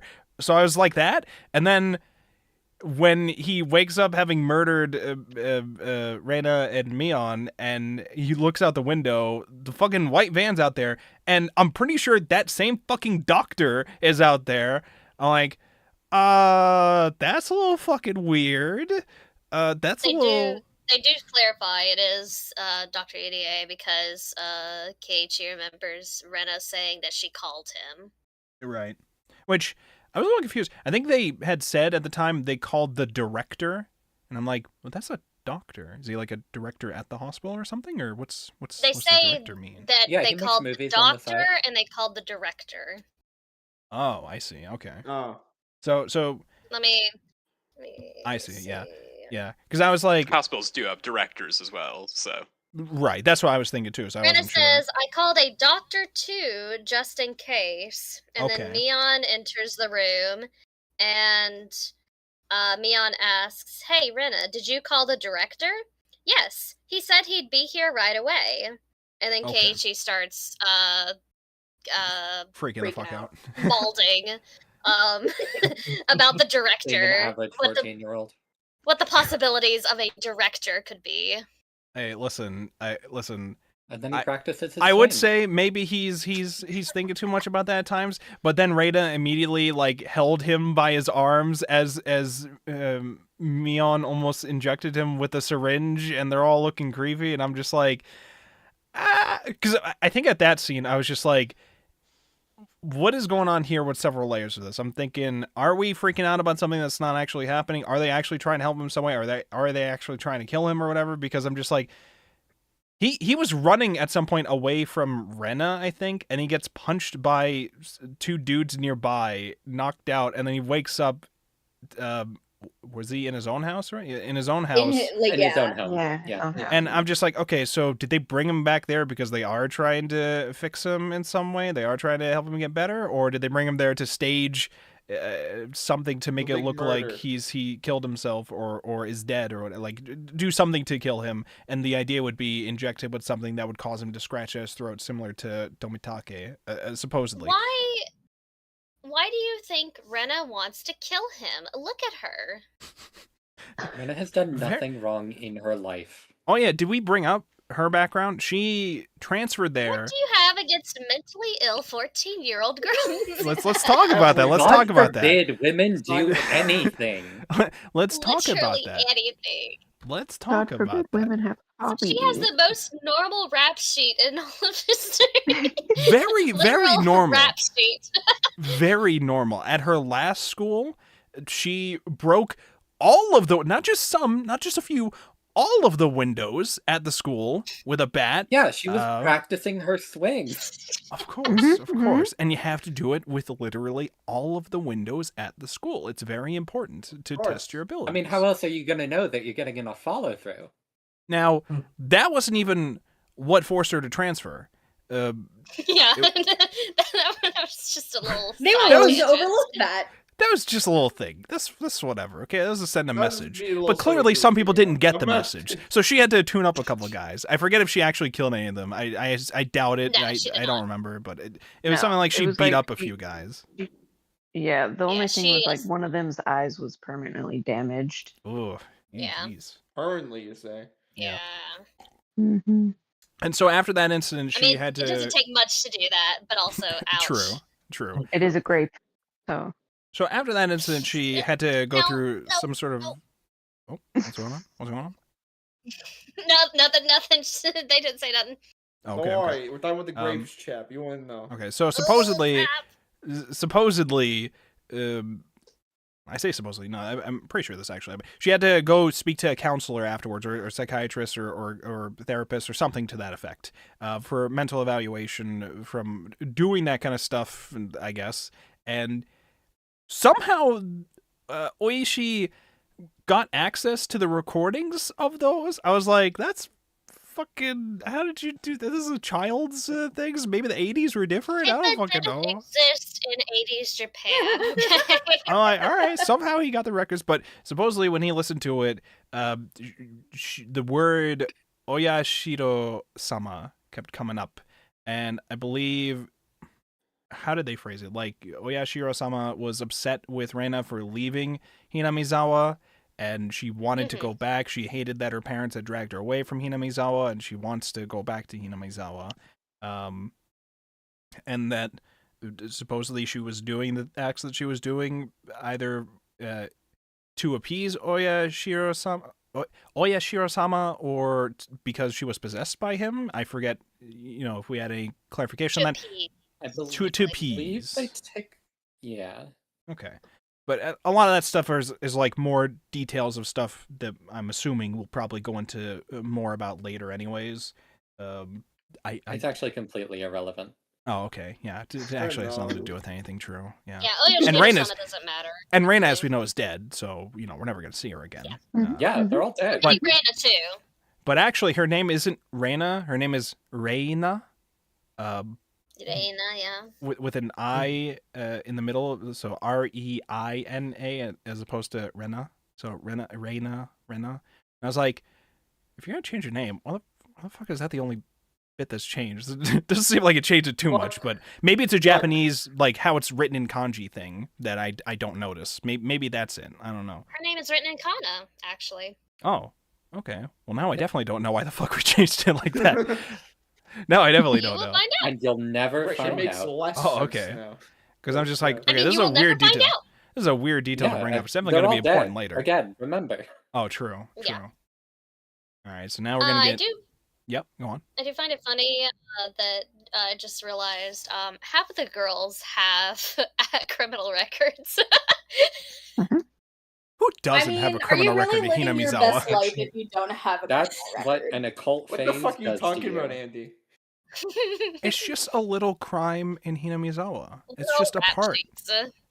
You have to appease Oyashiro-sama. That's what he wants. It's like you've never been out in the country. It's true. It's true. It's like Yeah, you've it's never called committed a Canada. crime before. You could easily commit a crime too, okay? It's called tax fraud. You could do it. You could do it easily. Yeah, In fact, Shadow, I It's think free that's... and easy. I don't I know. am the taxman, chef. Maybe I don't know. Oyashiro-sama would be pleased with a little tax fraud for the Wolfborg YouTube and Twitch channel. I'm just saying. Maybe.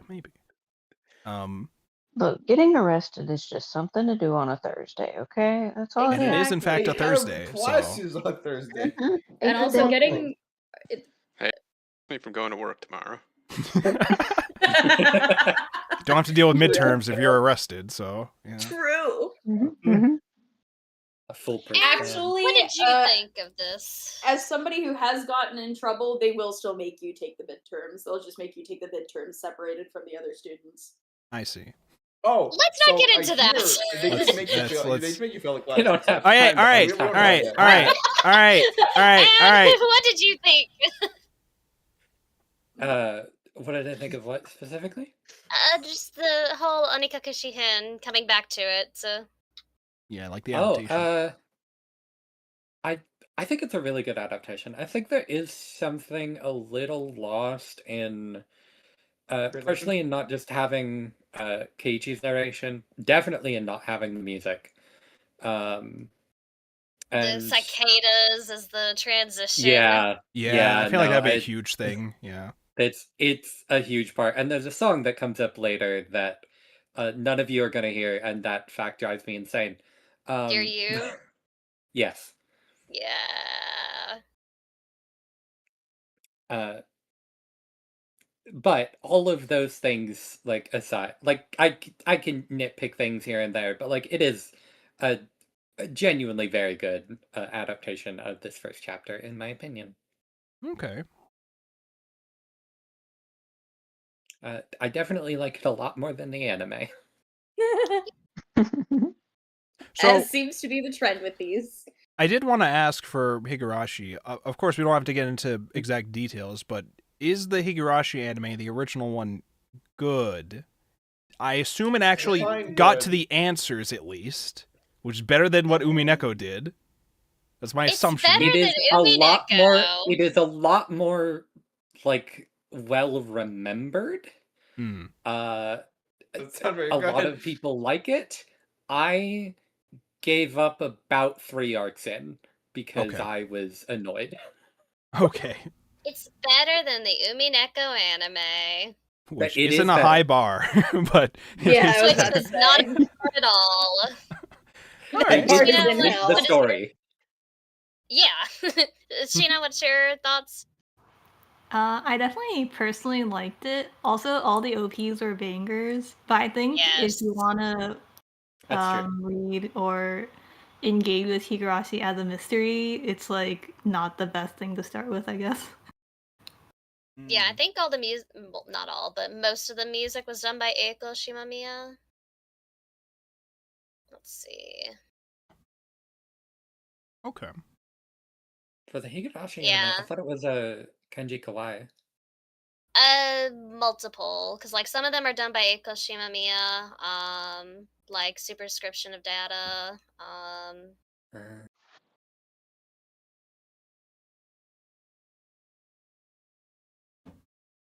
It's good. It's good music. Is it? Is it good? It is good music. It's okay. It is. That's all right. Okay. I'll have to. I'm interested in eventually rewatching it because again, I only like half watched him when we first did, so I only remember some scenes that happened, and I don't even know if I remember the context behind many of them. So, let's see what other details happened that we got to bring up and discuss. Didn't really get too much in this arc, at least when it comes to Satoko and Rika. I know there'll probably be more prevalent whatever's going on with them later. The most we got from them was the information that Rika is related to the priest or the shrine stuff going on. There was a dance that had to happen at the festival. Probably some significance there, maybe.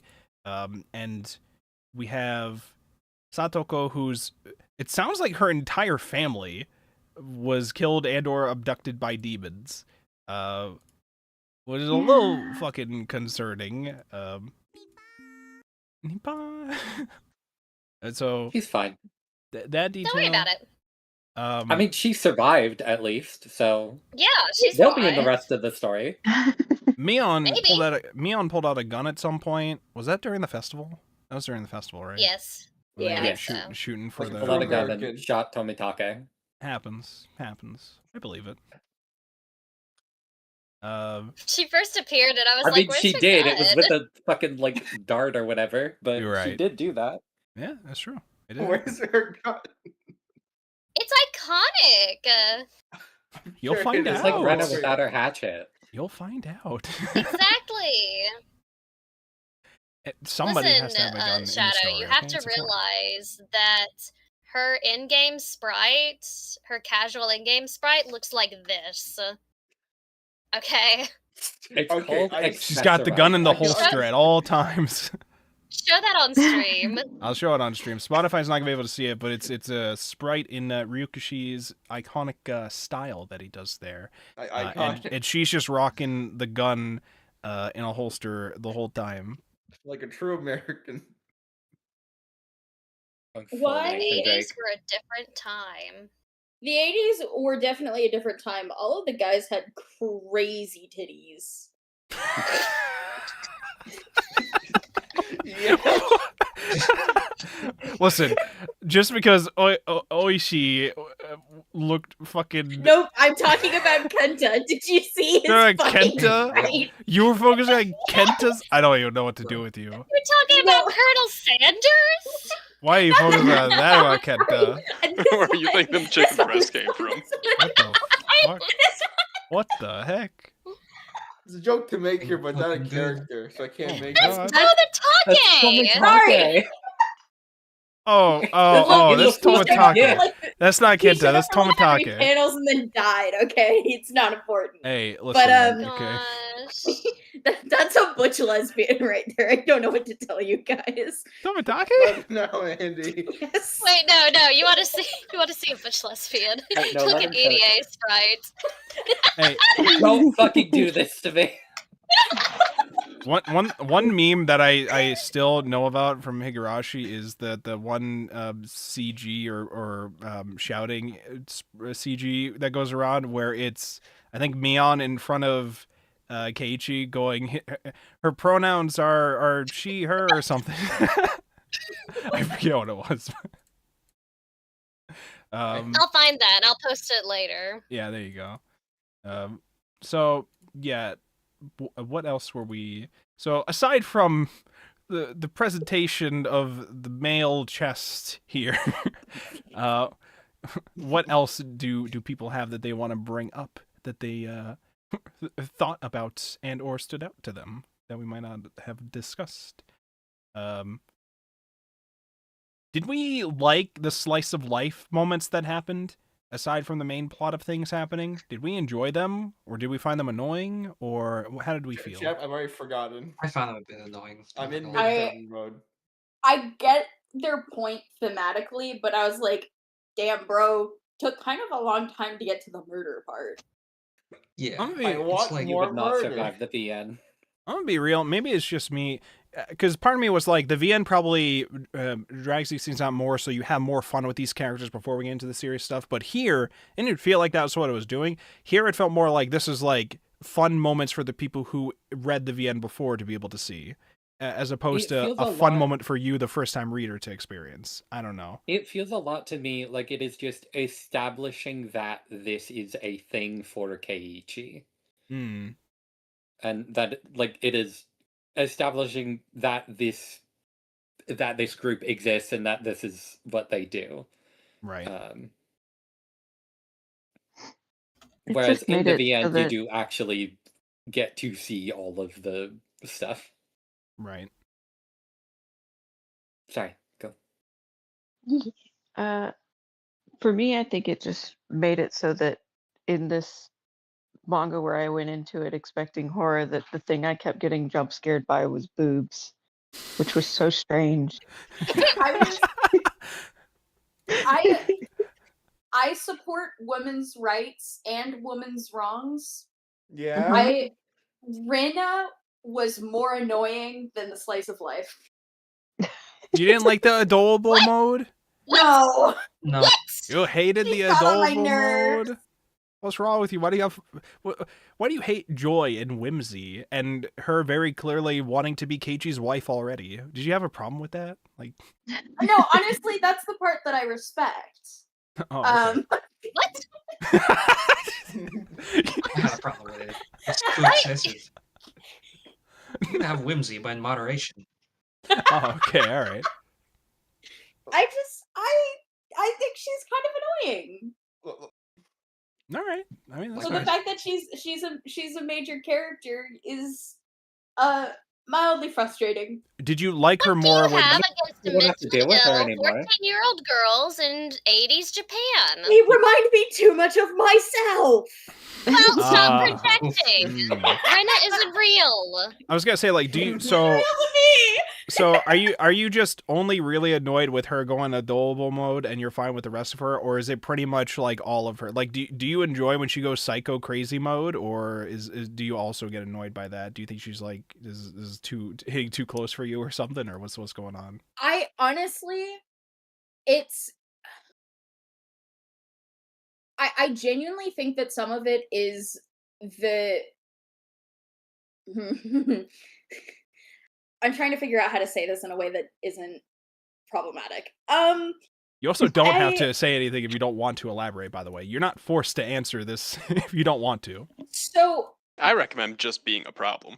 Yeah, you know, As- me too. someone who struggles with mood swings, characters that have that extremely bipolar personality makes me uncomfortable, especially when there is the murderous spin on it, because it tends to demonize people that do struggle with like identity disorders or mood swings that do come with homicidal ideations. Sure. So while I can understand why it's funny, and I think that it is fun at times, the very deliberate I can't think of the fucking word. Dichotomy of she can be super cutesy to like the point that it's like disgusting, like the ooh voice, and also like the murderous rage intent. Like, I get why they're doing that, but it's a character archetype that I'm not personally a fan of. Sure. I usually can get by it in media when you run into stuff like, sorry that this is the reference I'm going to make, Supernatural, where when they're like, when somebody is being possessed by a demon, they are fundamentally a different person. I can get that, and that's why I'm okay with the idea that maybe like she is part demon, or the deity is like possessing her, because that makes it seem less like it's her essentially, and it's some supernatural force that's causing her to behave like that. The mood swings that they have going on is just something that makes me a little uncomfortable. Sure. Me personally. And that's reasonable. I felt That's the very same. reasonable. I felt a little bit the same way with Maria. With her, it was like, I think again, I don't want to sound problematic. I think they justified it by the end with Maria because so much of it was trauma. Right. But so it's something that makes me just not a fan of reading about her. Right.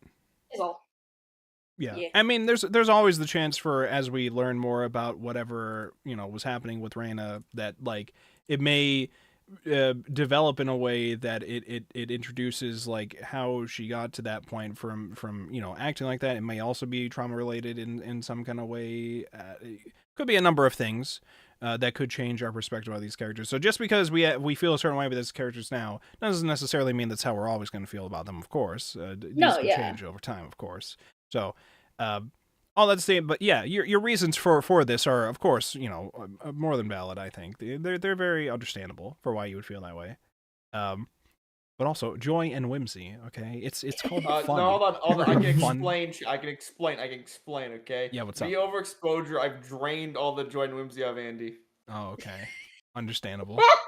No You know more how joy many and whimsy. fucking hours of Pokemon Rumble I've played with this man? Too goddamn many. 40.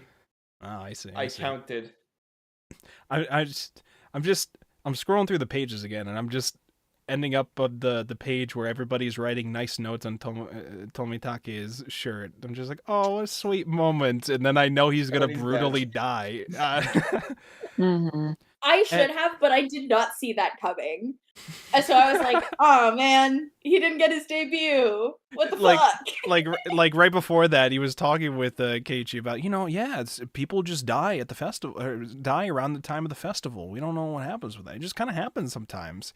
Oh, guys, I thanks so much for inviting me to be part of your group tonight. Oh, it's so sweet. Keiichi's just walking off at the end of the night like, everything's fine. Maybe nobody's gonna die. Next morning, yeah, so your friend's dead. Your friends may have done it. I feel like if a group of random 14-year-olds spontaneously decides to invite a man into their club, there's a problem.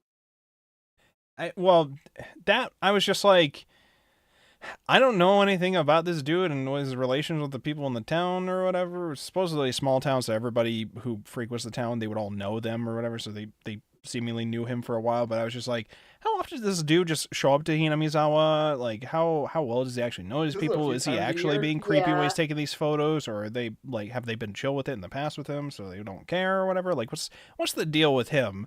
But the main thing here, I guess, is the bigger question, I guess, is what is his connection regarding potentially the dam project? Because supposedly everybody in some way was connected with the dam project in some form or shape that resulted in them being targeted for this process, whether by demons or people or whatever. But the detective theorizes that, each year the people targeted seems to be getting less and less strict with the rules on who they pick, seemingly. So, like, 1 year there was somebody who was picked who wasn't even involved with being pro-dam. It was like a relative that was pro-dam. So what did Tomitake do? Tomitake supposedly liked Hinamizawa, but maybe he was associated with somebody who supported the dam project. Maybe he took a photo that they didn't like. I don't know. I'm thinking. Has anybody here seen the movie Hot Fuzz? I'm thinking of that kind of stuff with that reveal. I won't get into the reveal here, but I'm thinking of that kind of stuff. I'm thinking of that. The greater good. The greater good, yes. I agree. Yeah. I'm just thinking, like, what did he take a photo of that they didn't like, maybe? I don't know. Or is it just the fact that he's going around telling people like Keiichi about the murders? Is it something like that? Is it just the fact that he's fucking talking about it when you're not supposed to be talking about it? Is it something to that degree? I don't know. But I'm interested to find out. It's kind of funny now that I'm sitting here thinking about it, that the people that I'm most suspicious of are the two outsiders. Yeah. Like, damn, is that me being sucked too well into the narrative? Dude, I bought into it. You've been indoctrinated. I've been indoctrinated. This is known as Ryukishi's trick. I blame the bumbling townsfolk. It's no longer a witch trick; it's a Ryukishi trick. I'll Because also I be. swear to God, the whole time when I was reading about the dam, I was like, you know what? Yeah, that honestly justifiable reason to kill those people. You know what? I'm kind of on their side. You try to drown us? Yeah, we'll fucking kill you. You know what? You drown my village? I that's might what just do that too. I don't know. That's what the water spirit did in Familiar Zero. Yeah. It all comes back to Familiar Maybe Zero, we- huh? Is that what this is? I already made one too. I see. Right out of that. There was a thought that entered my head at some point when I was hearing about one person dying and another person disappearing. I'm like, okay, so that's the person that murdered them, and then they just ran away. But now I'm just like, I don't know. But in my head, I'm still thinking that sounds like the most obvious answer. That person murdered the other person, then ran away, and then was never seen again. I think that was the implication with the first time it happened. Oh, I see. I feel like I remember them saying something like that, where it was believed that like one of the murderers or like the head of the group of murderers that had killed the director of the dam project and disembodied his whatever was the one that got demoned away. Or like the group that they believed to be behind it were like gradually demoned away until it reached the Satoshi? child Satoshi, yeah. But I don't remember. Aztec and Chad is going. I like the idea that somebody's just offering a murder-suicide vacation package. You know? Hey, listen, if Benefits the on whole the village job, helps right. you set it up, I mean, if the whole village does. Okay. So... Oh, I don't know if we actually went into the specifics of what happened to Keiichi after. So, Keiichi at some point, because he's already at the point where he's like, my friends very clearly were involved with this. They most likely were directly involved with the murders, but at the very least they knew about the murders and are hiding all this information from me. So I don't trust them. I'm going to practice swinging my fucking bat everywhere I go. So they're not weirded out by the fact that I'm carrying a The bat. training arc begins. I'm just gonna, Totally and by the way, suspicious. the bat he finds from like a locker, and it turns out the bat is from Satoshi, and Satoshi seemingly was going through the same steps that Keiichi was going through, where he found out that some weird things were happening with his friends, and he was practicing his swing. Supposedly, we don't actually know if that's the case, but supposedly it sounds like that might be the case, at least from my view, where he basically found out everything and was trying to practice his swing as well in case he had to, and then he ended up what was him being demoned away? I don't remember if he died, but maybe he got demoned Yeah, away. he transferred schools, champ. Oh, Transferred yes, of schools. course. He transferred schools. How could I forget? He better his education as a baseball That's player. so crazy. He just Yeah, didn't need to bring his yeah. bat with him. Yeah. He can get a new bat. That's Hates fine. bears. So Cage is trying to practice his Bat bat swing, and he's basically telling Raina to stay the fuck away from him. Swing. Especially after closing the door on her fingers several times, and then her crying, saying "I'm sorry" for like an hour in the rain. So he's like, I don't want to deal with whatever's going on there, and ends up being mad and flipping out on Mion as well, saying, I know that you guys are keeping this shit from me, supposedly this shit, and I know you guys are lying about this and all about this, and again, I was just like, this is the one person you were probably not supposed to tell any of this to, because she's acting like she doesn't know anything about it at first, and then there was a moment where she's like, oh, so there was that fucking detective, huh? That nosy detective. We said we were going to leave him alone because he said he was going to retire this year, but now look. And I'm like, okay, this is the worst person you should have told you. Well, first of all, I was like, is that a real thing that she's saying, or is he imagining that? Second of all, I was just like, okay, if she is saying that, I was just like, Keiichi, why would you fucking tell her any of this stuff? She's like the one person you shouldn't, probably, if the detective has told you that he believes the Sonozaki family may be directly involved in it specifically. I was just like, why? But I'm just, again, 14-year-old, something like that. Actually, I had wondered how old he was, and in the like outro stuff where it's like listing all the evidence, they did not specify his age. They said 1X for his age. And I noticed that. He's like 15. Yeah. Right, yeah. I noticed that, though, and I'm just like, are we getting to, like, was it Battler stuff or something, where somebody's age was not correct? I'm like, what is going on with this? Was it even Battler? I don't remember what it was. Somebody's age was, like, not correct or whatever, and I'm like, why is this here? What's this? So I was, like, weirded by that, but yeah, he's supposedly, like, 14, 15 or something. Anyways, even after that, he has Reina like chasing him at some point. That was Reina, yeah, right? I'm not remembering this wrong. Reina was basically chasing him, and then he ended up, and he ran into two dudes who then immediately, one of them just punched him in the stomach, and then he got knocked out, and then he woke up, and then they were trying to inject him with a drug, and then he blacks out, and then he wakes up, he's like, oh, everything's fine, and then he realizes he has murdered Reina and Mion, or at least he believes he has. But we don't technically know the details, but it seems pretty likely that he's the one who fucking murdered them with this bat, because there's blood all over the place as he wakes up, and yeah, they're very, very dead. And he tries to run away once he sees all the other people outside that they supposedly called. He tries to leave the syringe behind the clock, which apparently doesn't get found in the end, quote unquote. In parts of the letter got fucked with at some point too. He's running away and I guess is able to call Oishi somehow from like a payphone maybe or something. Yeah. And he's clawing his own throat out as he's calling him, apparently, or at least that's what Oishi believes is happening on the phone, because he's like, "What's going on? The small bombs. Who's? Yeah, of course." He's like, "What's going on? What's happening? What?" He's like, "No, you're not doing it. You're not clawing out your own throat, are you?" And then they find him later, and then we hear all the talks of the evidence or whatever. So whatever happened with him, he murdered Rena and Mion, and then was found dead, similar in the ways that Tomitake tore at his own throat. And so we're left to wonder what happened to cause all of that. Was it the drug, the syringe? Did he actually even get injected with the syringe? Or, you know, because there's a lot of details, because it goes from him screaming, almost getting injected, to like 2 fully black pages, and then him just waking up and finding all that stuff. I'm gonna be real. At that point with the black pages, I thought that was like him dying, and that we were about to like go to the beginning. Yeah. I thought I just had a bad file. That's fair.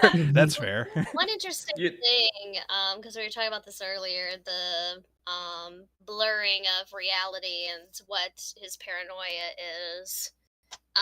The end of the case, specifically, it starts with saying female students were murdered. The suspect is Keiichi Maebara. He called 2 of his classmates, Mion Sorozaki, Reina Ryugu, to his house and beat them to death with a metal bat. The call detail is interesting, because there was a point where I was wondering if he was having discussions with people and then just leaving that out from us later. And I think where I had thought that was when he was supposedly on the phone with the detective, but supposedly his dad said that Reina had gone upstairs to talk to him for like an hour. But what was the events that happened? He had believed, because he was on the phone with the detective the entire time from his room, and his dad had let Reina inside the house, and Reina had gone upstairs but had not gone into the room, that she was supposedly just standing outside of his door quietly for an hour listening to him on the phone. Yes. Which may be possible, but I think in my head at the time I was also thinking, like, maybe at first, because I was a little confused by this stuff, I was like, did he actually just hang out with Reina and just forgot about it or something, or what's going on there? My first thought was, damn, that conversation lasted for an hour. Yes. That timeline does not match up. Yeah. Listen, Oishi had a lot to say about Oyashiro-sama. By the way, okay, another detail with Oishi, okay, Keiichi's on the phone with Oishi, says, hold on, someone's at the door. Or he doesn't even tell him someone's at the door. He says, hold on, I'll be right back. Has the whole interaction with Reina, and then just goes back to talking with Oishi, doesn't bring up that any of that happened. That any of it happened. Not important, Chef. Irrelevant. He's just like, hey, so what do you know about Reina? He's like, oh, Reina? Oh, I'll tell you all about her fucked up lore. Why is that? Why are you asking? No reason. I don't think that he says no reason or whatever, but I'm just like, why aren't you bringing this up? This is directly related. What the fuck? The 2 things that stood out to me about the ending specifically was, 1, what was the name of the photographer guy again? Tomitake. Okay. in the case review that Ari mentioned, they specifically mentioned that Tomitake had no evidence of drugs in his system. They do not make that same claim about Keiichi. They don't Yeah, say they do. anything about whether or not there were any drugs in his system. They don't even mention it as like there's even a remote connection between the two. Other than the fact that they both died the same way, was something that I found interesting. The other one is that with the framing of how Keiichi is quote unquote scratching out his own throat, we actually can't confirm that he's the one doing that. There is a hand visible in the panel when it's happening, but all of what Oichi is getting is just the noises, and we're showed a hand scratching at Keiichi's throat. Oh, but not physically his hand. The assumption is that it's his hand. I don't know if it is. My guess is that it's not. The way it words it here is a bit odd. It says, it is suspected that some kind of drug is behind the strange cause of death. But as in the case of Mr. Tomitake, no traces of drugs were found. So I would interpret that as just like Tomitake's case. Okay. Oh yeah, that's yeah. fair. As in, yeah. Yeah. So it's specifying that in like both cases, but I mean, maybe that's my they're Umineko trained trying- brain. When I read that, I was like, okay, so the doctor, some doctor that was doing that is probably lying. That's my assumption. If the drug that we saw was actually used, but Not maybe that's my traumatized. Umineko brain dry. Maybe that's my Umineko brain. But it was that connected with the fact that the white van that almost fucking ran him over just pulled up in front of his house at the end. But then I thought to myself, maybe the van potentially wasn't trying to kill him. Maybe it was a doctor, like, ambulance situation, but I was just like, why wouldn't they have an actual ambulance car thing? This looks like a random white It's a van. small village. That's what I'm saying! Like, this is a random white van. I don't trust that, if that's what we're doing here. But I don't know how small villages doctors were in the 80s. I don't know how that worked. Who knows? It's a complete clown show out here. But I'm just like, no traces of the drug in the system. Huh. But supposedly the drugs were used. Huh, that's weird. Must be a doctor fucking around with things, probably. At this juncture, I don't think the white van was trying to kill Keiichi. And if Keiichi did, in fact, die by his throat being scratched out, and that's not just like one iteration of the story, I don't think it was him doing it. I think it was somebody else. Who did it, Andy? Difficult to do some coke about it. Then he did it? I don't fucking know. I had a thought in my head. Now it's gone. I don't know anymore. I don't know anything anymore. That's what the When They Cry series does to you. All right, that's what the whole franchise does. No thoughts. Head empty, no thoughts. Many possibilities here, but the big question, as was with Umineko, is, is the curse real? Are people being abducted by demons? Curse, chap. Curses aren't real. Okay. It's not. Maybe just because this is the first volume, or whatever. But it's not as much of a question of whether or not that you're even supposed to believe that in that or not. Umineko, I think, was pretty clear early on that it was a big question of whether or not to believe in the supernatural for this case, or to believe that a person was responsible, because that one was more clearly a direct message and thematic thing about mystery stories in general, like detective murder mysteries in general, which this is probably, gonna potentially deal with that in some degree, but I can't imagine it's gonna go to as much to the lengths that Umineko did because of all the logic arguments and all of that. So I don't know how much of this you're meant to question whether or not it is demons doing it, because again, I don't know how much this is just the fact that I read Umineko first. I'm just trying to be like, okay, who's the real person behind this shit the whole time? I'm like not worried about demons actually being in the village. Maybe that's just me. I don't know. Real. I'm not like worried about demons. I'm more so worried about how fucking crazy my neighbors might be.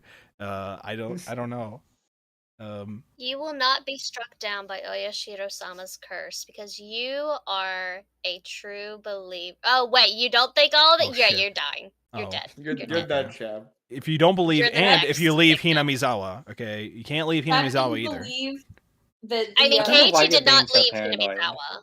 He left for Chad like 2 didn't days. believe He did leave. He left for like 2 days. did leave. That means he has to die. 2 days too so. many. It's still his He fate. did- He's already not doomed. only did Keiichi leave for 2 days, he may or may not have been hearing Oyashiro-sama in his head apologizing as he was on his way back to the village. Don't worry about that. That's fine.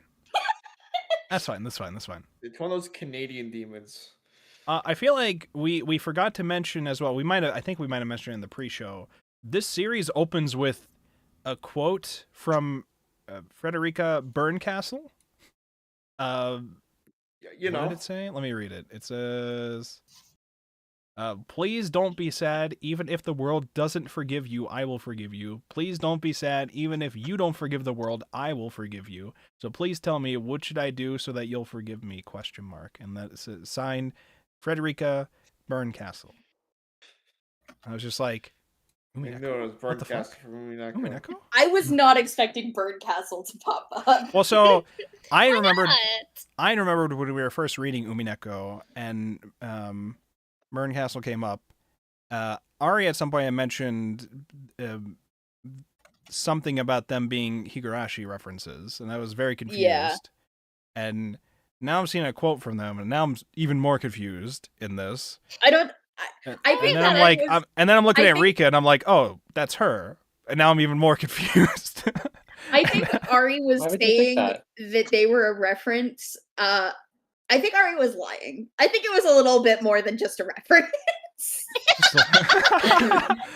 Ari lying for more than a year. And then I look at I just don't understand why you And then- don't trust your friends. and then I look at Sadako. Yeah. I look at Sadako and I'm like, oh, Lambda Delta, welcome back. And I'm like, what's? The game's all here. I can't Wait till he realized. I can't say Rika Furude without wanting to say Erika Furudo.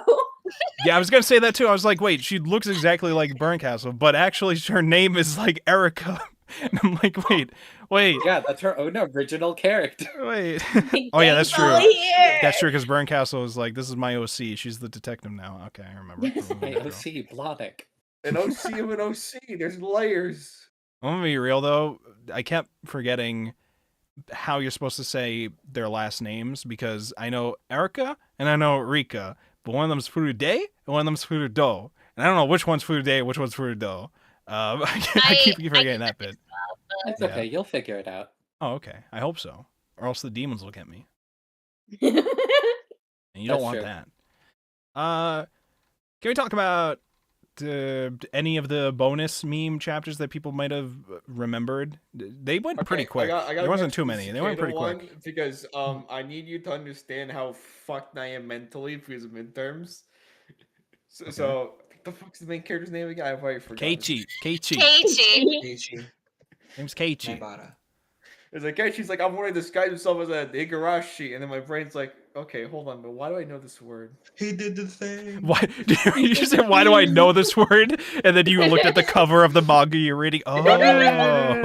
It's Oh. worse. It's worse than that. It's worse than that. I'm like, okay, I think I remember Chapter Ari mentioning this, but what does Oh it my mean? gosh. We might have mentioned it before, once or twice, when we put it up on a vote and you voted for it. We might have mentioned this word before. I don't know. Like, oh, right. Higurashi. Now I Oh, remember. the things that cry. Interesting. But then you found out it wasn't a Higurashi. Actually, those were different wings. Those are There's brown layers cicadas. to Look, I'll have it together by next week, okay? There was that bonus chapter. There was one where I think Aria posted it saying this is the Equality. future. This is the feminism Ryukishi wanted. Where's the equality of all the boys in the maid outfits instead too? Which I say all the boys. It's showing us a bunch of boy side characters that are probably at the school too, and I'm just like, I don't know any of these fucking people. I don't know any of these guys. They get shown in the background a couple of times, but I yeah. know they don't get worry shown in the about them. background, but I'm like, I don't know them. We only got to learn about the girls in the place and then Tomitake, and Tomitake is dead, so I don't know. But he might be back for part 2. Maybe. It's possible. It's not impossible. Actually, we start falling down for the I second. mean, they did survive, so Yeah, obviously. Yeah, you transfer tools. You do Yeah. a transfer back. Yeah, he'll be fine. He'll be fine. Is the That's his dad. the tea kettle logo for Angel Mart and the thing got changed to Satoshi? I'll show this Oh my on screen God. for those that are watching on visual version platforms, not Spotify or whatever. Just the manga bonus B manga panel where Oh my it shows God. Angel Mart. What the boys? Yeah, Oishi in the back. Oishi in the back smiling. Yeah, I think one of them is like half crying. You get Satoshi there on the logo. What was Wow. Rikishi thinking? It's called cinema. It's called art. And also Ryushi didn't do this, by the way. Ryushi did the original story. I don't know if that's actually seen in the original thing though, but the artist Karin Find out in Suzu 10 something years when me did and Andy read Suzuragi, all of I Higurashi. believe? Suzuragi, yes. Karin Suzuragi. That's the artist for this arc. Who we'll see again in the Atonement arc, which by the way, I think I said this before in the chat. Fucking weird that the preview for the next volume was not actually the next volume arc that we're reading. They showed the preview volume for the next arc that this artist was involved in, which is the Atonement arc, which is not for like 6 fucking arcs for us to read. I will say, this does actually make sense with further context. Okay. I understand why that is just a fucking bizarre choice, though. I was just like, it- we're being shown bits of the Answers arc here, which I know is having like wild stuff happen with some of these characters. Yes. It looks like No, they're getting ready to there's, fight.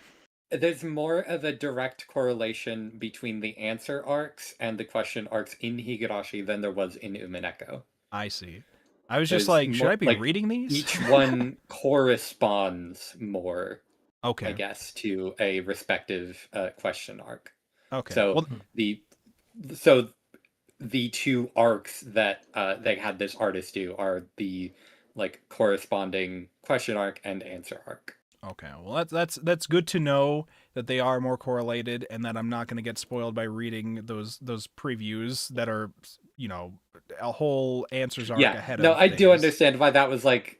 That was what? concerning me. I was like, am I going to get Hold on. spoiled reading this one time? But yeah, okay, so that makes sense. Let me real quick read, as I did for Umineko, I'm going to read the afterwords that Ryukishi has supplied to us at the end of each of these. Ryukishi in the first volume said, "Hello, I'm Ryukishi07. I wrote the original story.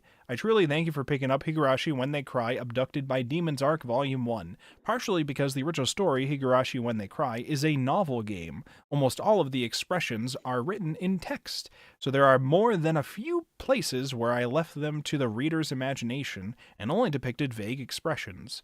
I am truly thankful for Suzuragi-sensei for portraying the fun and horror of the original story so wonderfully in manga form. Just when their fun daily life has been completely mutilated, there's the shocking scene with Reina, and I couldn't help but be in awe at Suzuragi-sensei's blood-curdling power. There are more scary scenes to come in the Abducted by Demons arc, so I'm afraid, in parentheses, can't wait, to see the rough draft. The Abducted by Demons arc is the first of the 8 stories arc, and I think one of its highlights is that it clearly shows the light and the dark sides of the story's setting, Hinamizawa. I hope you enjoy seeing the contrast as the story completely changes from Volume 1 to the future Volume 2. And then we go into Volume 2's afterword, which says... Also, apparently we had a bot in the chat. Also, hello, Kenji, if you're still here. Hello. The afterword in Volume 2 is also from Ryukishi. Says, the Abducted by Demons arc is the first story in Higurashi When They Cry and depicts the themes I want to depict in the overall story most simply. Now, if I were to go even further, perhaps I could say that this Abducted by Demons arc is Higurashi When They Cry. To give a cryptic explanation, there is only one key hidden in the Abducted by Demons arc. This is an extremely important key, and if you can find it, then there is no doubt that you will be able to delve deep not only into the Abducted by Demons arc, but also into the Cotton Drifting arc and the Curse Killing arc. But it is such an important key, in order to hide it, there are a large number of fake keys scattered throughout. To those of you who are touching on the world of Higurashi for the first time, I hope that you will enjoy drowning in the sea of keys. And, ... to those of you who already know the Kai, the solution to this story, I hope you will warmly watch over those who are enjoying drowning, because in any event, the ones enjoying the world the most are none other than the ones struggling to keep their heads above water. And I was like, that's a fucking weird way to describe this. I don't know what I'm about to get into. But apparently Ryukishi's drowning us, and he's laughing about it, and you guys get to watch. No, that's accurate. Okay. Nippa! Okay. How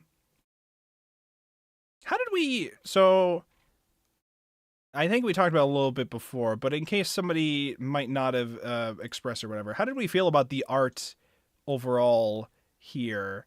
Did we enjoy how the art depicted many of its scenes and or characters, or did we have issues with it, or how do we feel? It was fine. I had difficulty telling which character was which with some of the close-ups. Yeah. Fair enough. Yeah. Yeah. That's fair. There were some parts where it's like, wait, who is this? It's like, I can tell this is supposed to be one of the young girls, but... Yeah. Quite a few of them. I think... And Rena and Mion have the same hair shading, so... Right. When they have the close-ups with them, it's just the same. Like, there's a slight difference in the hair shading between them, but not much. Right. I think I just don't care for Keiichi's design at all. I was like, I like Battler. Battler stood out for me a lot. Battler, not just in personality, but in his design too. Maybe that's just because he's wearing a rich boy outfit the whole time too. Keiichi's just like, I'm a dude here in the middle of summer, and I think everybody's out to kill me. I don't really... Keiichi is very much a generic anime guy. Yeah, that's what I was thinking. Which I don't know if that's necessarily a problem with the artists themselves, because, you know, they're just depicting that character like that. So I didn't really have a problem with that, but I was just like, yeah, but the original character design just seems boring. I just don't really... All the other characters, I think, are more interesting with their designs, but Keiichi, I'm just like, okay, this is Guy. There's the guy. And well, I mean, part of that is because he's just a simple design, but we also didn't really get much of him with his binder. Oh, I see. I see. One of his like casual outfit is just like a black tank top with this red binder on top. Like, that's all you can describe it as. It's not a vest. It is a binder, yeah. It's just a binder. Like, look at it. It's a binder. Yeah. I thought there was going to be some misrepresentation there, but that's just what that is. Oh, I see. I see. Okay. His binder. Okay. Binder, I hardly know her. You know, he saw how the others were drawn. It's like, nope, not me. I gotta keep them in. You gotta keep them in, yes. Don't want Andy thinking I'm the next Tomitake. I can't have that. Specifically to ward away Andy. Yeah, pretty much. Does anybody have favorite characters at this point of the group that they like? Anybody feel particular towards any of these characters? I think I vibe. Before you start taking that chap. It's gonna take a bit with some of these characters to learn more about them. I think if I'm just focusing on like design wise for them, I think I like Mion. I think I like the green hairs. I mean, we don't really get to see the green hair or whatever, but I think I like her design. I don't know if I like her personality yet though, but I think she seems cool. I like her design a little bit. It's a little hard though to judge some of that stuff because a lot of this first volume is more so focused on showing us Reina, because so much of it is about Reina and Keiichi's relation with each other, where she very clearly likes him. But then it's a question of, is it to like a yandere extent, or is Keiichi just freaking the fuck out over all the stuff he's hearing from Oishi? Yeah, I don't know. I also still don't know if I can trust Oishi in general. I don't know, because I'm just like, he sounds reasonable with the things he's saying, but also he is depicted like the creepiest looking motherfucker ever. And I You guys are so paranoid for no reason. No reason. He has you free say. air conditioning. That's true. He does have free air conditioning, and that should be Does have free air trustworthy. You I think. can trust every cop. Whoa. Oh, okay. Listen, I didn't want to bring that up, but Whoa, like, We did not whoa. endorse that statement. The members of the Whoa, whoa, whoa. Okay. And All right. Is there any Yeah, other? what's up?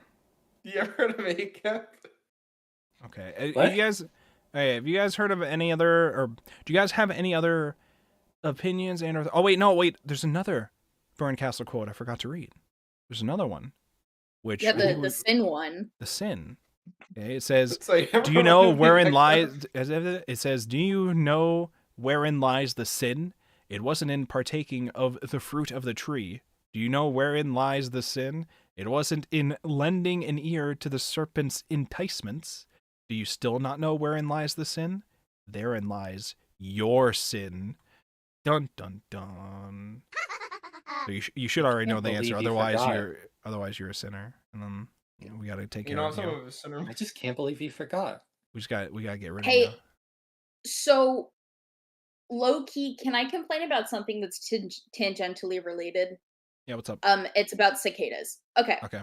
Yo. So, understand context. Me, Andy, I work for a pest control company.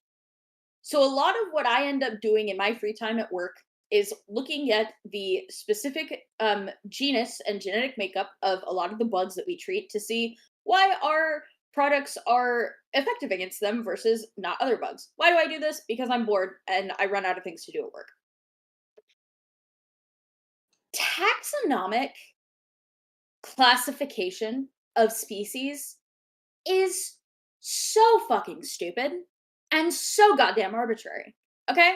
Fun fact that I learned working at this pest control company, this is related, I swear, is that apparently ladybugs, not a species. It's actually an entire genus. So, for example, the Asian lady beetle is very frequently mistaken for a ladybug. Although they're not technically the same thing. The Asian lady beetle tends to be more in orange, and they are more pests than they are helpful. It's commonly known that ladybugs eat aphids. They tend to be beneficial towards plants, whereas the Asian lady beetle is a bit more predatory. They're actually the same fucking thing, okay? They're in the same genus. They're all ladybugs, colloquially, okay? Right. They're all the same goddamn thing. So when the when ladybug I cries. tell you how pissed I was trying to figure out the difference between the Higurashi cicada and the brown summer cicada, and there's apparently tribes in taxonomic. Sorry, listen, I can get family, I can get order, I can get class, okay? I'm not happy about suborder and subfamily, but I can tolerate it, okay? But you're telling me that there is a cicada family inside of the, like, it's the arthropoda, it's the insecta, what the fuck is it? I'm looking at the article right now. It's the insecta class in the Hemiptera order in the some fucking suborder, okay? There is a super family of Cicadoidea, and then there is this the Cicadidae family. And then in that family, there are subfamilies, and then in those subfamilies, there are tribes. That's bullshit, okay? So, fun fact. This I'm is not why- done. Okay, I'm not done. Okay, yeah, fair enough. So, I would like to say the reason that I was curious is because the Higurashi cicada, what's it called? It's the Tana japonensis, is in the same subfamily as the brown summer cicada. But it is in the tribe of Leptopsaltrini instead of the subtribe Neotibicin. And then those subtribes then have their own species and subspecies, and that's where the difference between the the tenna and they're also called dog day cicadas. That's where the difference between the tenna and the dog day cicada are. Why did it take me to get to the fucking subclass, suborder, subfamily tribe for me to notice the difference between these two goddamn cicadas? That's stupid as hell. I am done, thank you. All right, so I'd like to add to this. This is why my dinosaur teacher said, "Look, just know what species and clade is, and you'll be fine. I'm not gonna ask you anymore." Fair enough. What did we learn today about Higurashi? What did we learn today about We learned a lot about Higurashis. I'll tell you what. The cicadas, I mean, not the story. What did we learn about them? Do we like them? Are they cool? Never let them know your next move. I'm gonna be honest with you. I don't know if the bonus comic was meant to let me learn the specific difference between them. I'm not gonna learn the difference between the cicadas, and I don't care to learn. I honestly, to God, do not care to learn. That's what I was trying to figure out. And of course, take what I say sometimes with a grain of salt, because I'm looking at Wikipedia articles, but like with a lot of the other bug articles that I look at, it's like, oh, you can. Another thing that I came across is that people that have shellfish allergies may also be allergic to scorpions because for whatever reason, there is some kind of protein in there that they share. So I was trying to figure out, like, what is the split? Where is the point that we make, like, we draw the line between the brown summer cicadas and the Higurashi cicadas? And I could not find one. Maybe it's some markings on the thorax. I think it's mostly where they originate from, but it's like, that's so arbitrary! Why are we making subfamilies of suborders of tribes of subclassifications to classify cicadas? They're all loud and annoying, and they shed shells, and most of them are more active in the summer. That's all you need to know! Because scientists like to make things complicated, that's why. All right, so did we get all of our system? We got all the bugs out? All the bugs are gone? Bugs can't hurt you anymore, Andy. Bugs are back. I don't know. Let me scratch you can't bring little bit more. the Higurashi in here to make noise. Those crickets. Do we have a cicada sound effect board? Do we have a Higurashi board? Oh, I should have added that. I added Nipa instead. Ari, give it a few when we need you months. the I'm just most, going you around the fail corner us. It's a very Get you a soundboard iconic. that can do I'll get both. it. I'll get it. No need to rush. No need to rush for it. Don't worry about it. Not right now. I ain't doing it now. Good. All right. So, Nipa. With that, let's maybe potentially we could go around and see people's first impressions of the manga so far. If people want to boil it down to an overall like impression and or maybe theories you might have, maybe what you're interested in, maybe what parts you liked about it, what parts you hope we get into. I don't know. I'll say for myself, at least, that I very much enjoyed one. I think I'd already said this earlier, how much easier it was to read than some of the other series we've done, and how much easier it is to read the Umineko. Umineko was still very interesting with its read. I just appreciate how this is both interesting and easy to read in that sense, at least for now.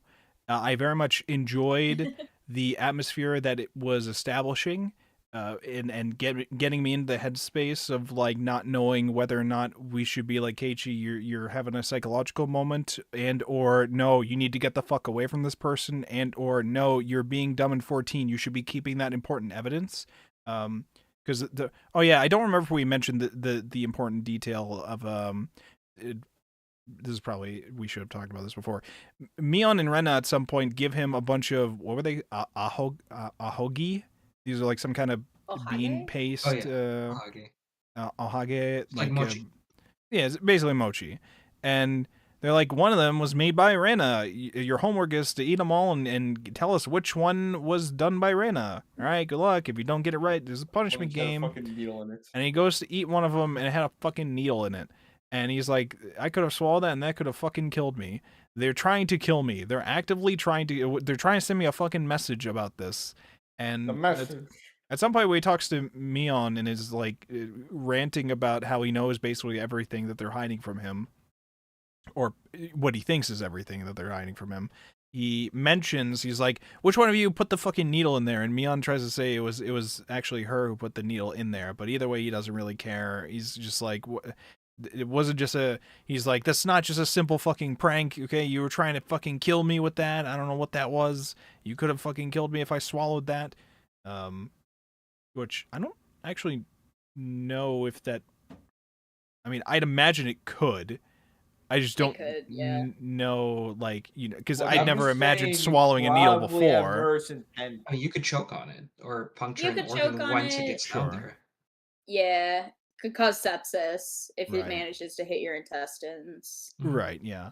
I was also wondering, I didn't know if, like, he checked the other ones to see if there's needles in the other ones, but either way, he ended up, like, throwing it all over the place, and then it got thrown out, and then he could not find the needle in the trash anymore. And then at that point, I was just like, maybe the needle wasn't actually there. And then Mion was like, oh no, I did put the needle in there. So I'm like, okay, so maybe the needle was actually there. Anyways, details like that are things where I'm just like, fuck.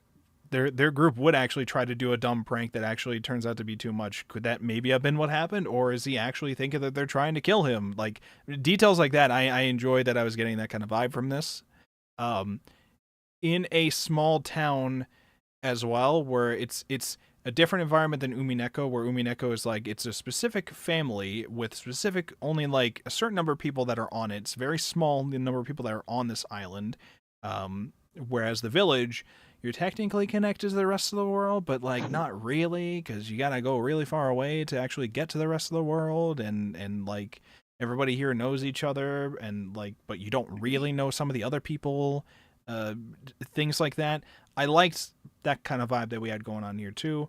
I think I enjoyed especially the focus we had towards Reina in this first volume, and so I'm very interested to see how it is going to go with the future volumes. If I had to guess as to what is currently going on, I think it's way too early for me to say, but I think probably the most important detail here probably focuses on the fact that Keiichi just did not mention the Reina situation to the detective when he was literally on the phone with the detective. I feel like that's a huge fucking important detail that I don't want to overlook, and I want to keep in my head, I think. But that's me. So that's I like it so far. I like it. And I think the artist did an okay job, especially with like when it goes into their crazy eyes mode. I liked how they were imparting that on me. But I'm interested to see how the other artists do. So that's me. Yeah. Let's we can go through the list, see people's general first impressions if people want to share. You can say as much or as little as you want for your first impression stuff. Anime Bookstone, how'd you feel about the Higurashi When They Cry Onikakushi Hen, the first arc that we have here? So I'll try to be as concise as possible. Coming from a background, not having read or played any of Umineko or any of the Higurashi visual novels, I think in general I did enjoy this arc. Yeah, arc's the right term if I'm not mistaken. Of Higurashi for the most part. I'm not gonna lie, it was a little bit rough, especially getting through the slice of life portions very early on in volume 1, but I get why they're there. Narratively speaking, it's kind of like it was a bunch of compounding factors of like it being a product of its time. I do think that some parts could have been written a little bit more smoothly, but it got the job done. I didn't really get particularly hooked into the pace of the story, I guess, until early in volume 2, when now we've finished all of the setting establishment, character establishment, and all that, all of the norms. Now we can get into why we're really here for Higurashi. And when uh, when the story is able to play to its strengths, which are utilizing its art for horrific events and uh, the writing as well, it really shines in terms of speculation for where I think it's going to go next. I have my own theories. I do not trust Oishi at all. I think that I think he's setting Mebara up somehow. If the curse is an actual supernatural entity, he's royally screwing him. Kind of just like, I don't know, treating him like an Indiana Jones totem. He's just using him as a sandbag to basically just escape whatever fate is face, or like that he was supposed to be, basically face sometime in the past. But I digress. Overall, generally enjoyable experience, and I'm looking forward to what happens in the next arc. All right. Well, thank you so much for that. Arimia, how did you feel about the Onikakushi Hen manga specifically? How? It was good. It was good. Yeah. Especially coming off of Umineko and Oron. It was very nice to have such an easy read. I think I finished this reading in like an hour and a half for both volumes. I think Oron, I was spending like 3 hours on 2 volumes. It was getting a little up there. But these were easy to read.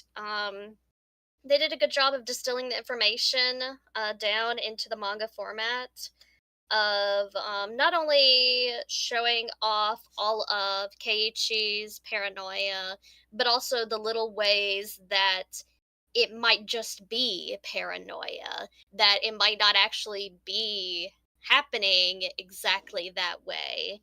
And just the different things that really make you go, what is actually happening? It's much more clear, obviously, having come read Umineko, to that you're on the lookout for those sorts of things. Yeah. But I think even without that, you would still be able to pick up on some of the things, like at the very end, how they say that Keiichi was the one that called them over there, even though that is absolutely not what we saw. Yep. Things like that that really make you question how reliable a narrator Keiichi is in this scenario. Good at introducing some of the characters. It'll introduce more later on, obviously, but good primer. Good. Hell yeah. Well, thank you so much for that. Yeepaw! Yeepaw! All right, Bacon Castell. How did you feel about Onikakushi Hen? I'm a big fan, honestly. I'm really enjoying it. Other than the little bits that got me going, that's weird. It's a good read. I think it's nice to be reading something that's less dense than Oron, but I think I am gonna miss the mind games that Umineko had, because I was bad at them, but that was something that was like really fun about that series for me. Most of the small bombs. Um, on the flip side is that since this is shorter and I'm not in college, I probably will remember these little details better. Hopefully, win the so I quiz. will be able to actually like puzzle through it instead of just having to sit there and be like, which is a real. like I kind of had to be doing when we were reading Umineko. If I'm as far as speculation goes, obviously I've said that I don't trust Oichi. I think that if we're running on the very, very bold assumption that the story is going to unfold similarly to Umineko, that I don't think that that's how Keiichi died. That's really the only thing that I have to say about all of it. And also, Mion is my favorite character. Because she's annoying, but also, like, I feel she's kind of so far, and you're gonna call me delusional for saying this. She's the But most never. level-headed of the club. Um, She is also the oldest of the club. She is a year I, older than yeah. Keiichi and Rena. So I like her. I like the little tidbits that you get where it's like, oh, she's not who she says she is, but I think also with her you get you get more of that plausible deniability of like how much of her behavior is she actually giving out and how much of it is Keiichi projecting onto her. I think that's why I like her character more because you're kind of able to assume that a lot of her more erratic behaviors are not her. It's Keiichi's perception of her that's causing that. So it makes her a little bit more mysterious to me. Right. I forgot, I did not give my theories. I think Oyoshiro-sama is real. I think you should all fear them. Oh, okay. And if you don't, you will be cursed by Oyoshiro-sama. Oh, Oh okay. no. Nipa! Nipa! I knew it. All right. Anything else, Andy? Yeah, it's fun. I'm excited to finish it, and I hope it will be as life-changing as Umineko was. All right. Okay. Thank you so much for that. Next up, Kenta Tech. What did you think about Higurashi Onikakushihen? And it's so nice to be back onto something with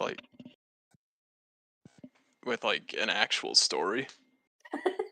There was a plot in Oron. I don't care for slice of life stuff very much, and half of Oron just wasn't doing anything. So being able to know that the end of this volume will progress from the beginning of this volume is good. Right. And overall I enjoyed it. I was looking forward to the reading. Wasn't hard at all. Okay. Anything else? Nope, not really. All right. Thank you so much for that. Next up, Rika Chama, fan club president. What did you think about Higurashi Onikakushihen? Yeah, it was really nice to revisit it after so long. I honestly forgot about the amount of fan service in Higurashi. Overall, I felt like it went by really quickly, and honestly, I wouldn't have minded spending more time on the slice of life. Since I guess my favorite parts of Higurashi are kind of the themes around friendship, but I think overall it managed to cover the key parts really well in 2 volumes. And also, the Atonement arc preview was very, very exciting. I'm excited to get to the Answers arc. It'll be nice. Absolutely. I know you said atonement. I think in my head I laughed because I thought I heard you say otome, and I'm like, I did too. I did too. I was like, the otome arc. Oh God. But thank you so much for that. Next up, Shadow Man. What did you think about Onikakushihen?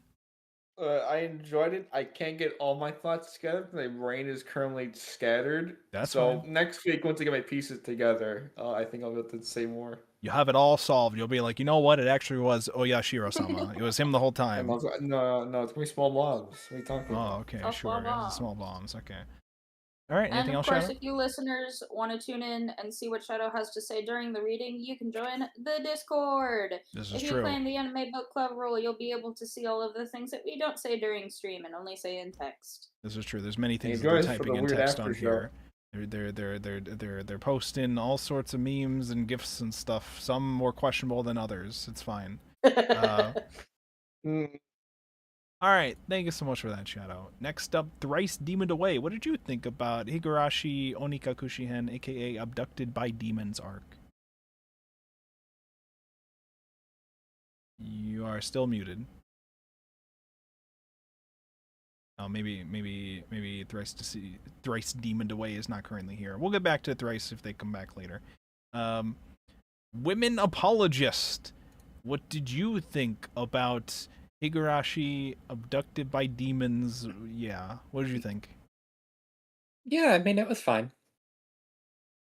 Oh, okay, cool. All right, same time next week.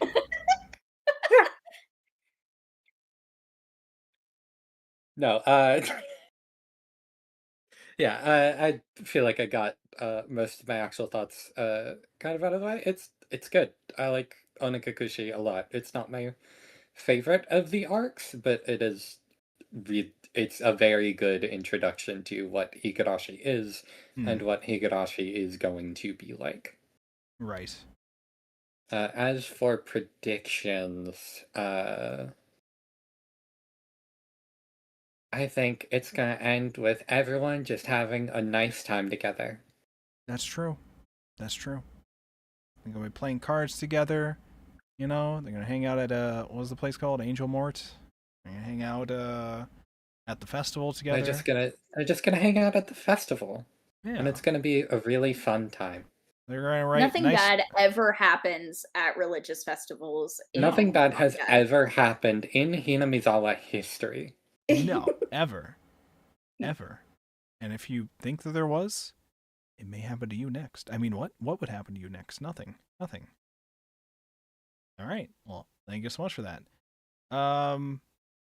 Okay. Thrice Deceased, are you back currently? I don't know if you're stepped away for a bit. Looking like it's still saying that they're away. Okay.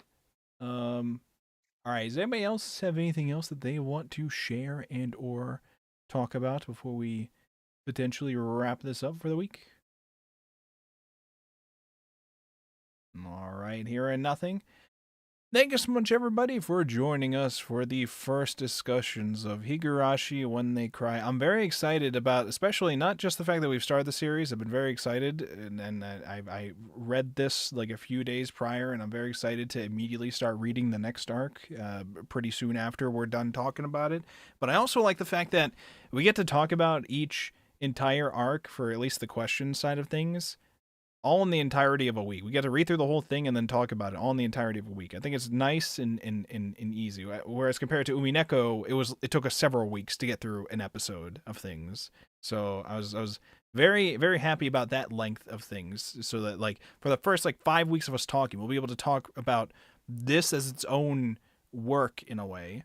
It's going to add on to each work as we progress, but it's very nice that we're most of our beginning is like this, I think. So yeah, so that was the first arc, Higurashi When They Cry, the Abducted by Demons arc, aka Onikakushi-hen. Next week, we'll be discussing the Cotton Drifting arc, aka Watanagashi-hen. Watanagashi-hen. That's what it is. Watanagashi-hen. Which is also 2 volumes, so we'll be reading the entirety of that, and we'll be discussing that next week here on YouTube and Twitch and Kick at the same time, and then on Spotify later. You can find links to all these things if you go to my website, wolfborg.com, or you can just go directly to twitch.wolfborg.com, youtube.wolfborg.com, kick.wolfborg.com. I did not make a spotify.wolfborg.com, but if you look up Anime Book Club on Spotify, currently only the Orin Host Club episodes are on there, but this episode will also be put on there pretty soon after. I don't know how the schedule will work with that, but after the first few weeks, we'll probably have it more solidified for when you can typically listen to it on there. And yeah, if you want to listen to those live, you can check out those channels. You can follow, you can subscribe. If you want to listen to them later, you got Spotify or YouTube. Most of the VODs mainly live on YouTube.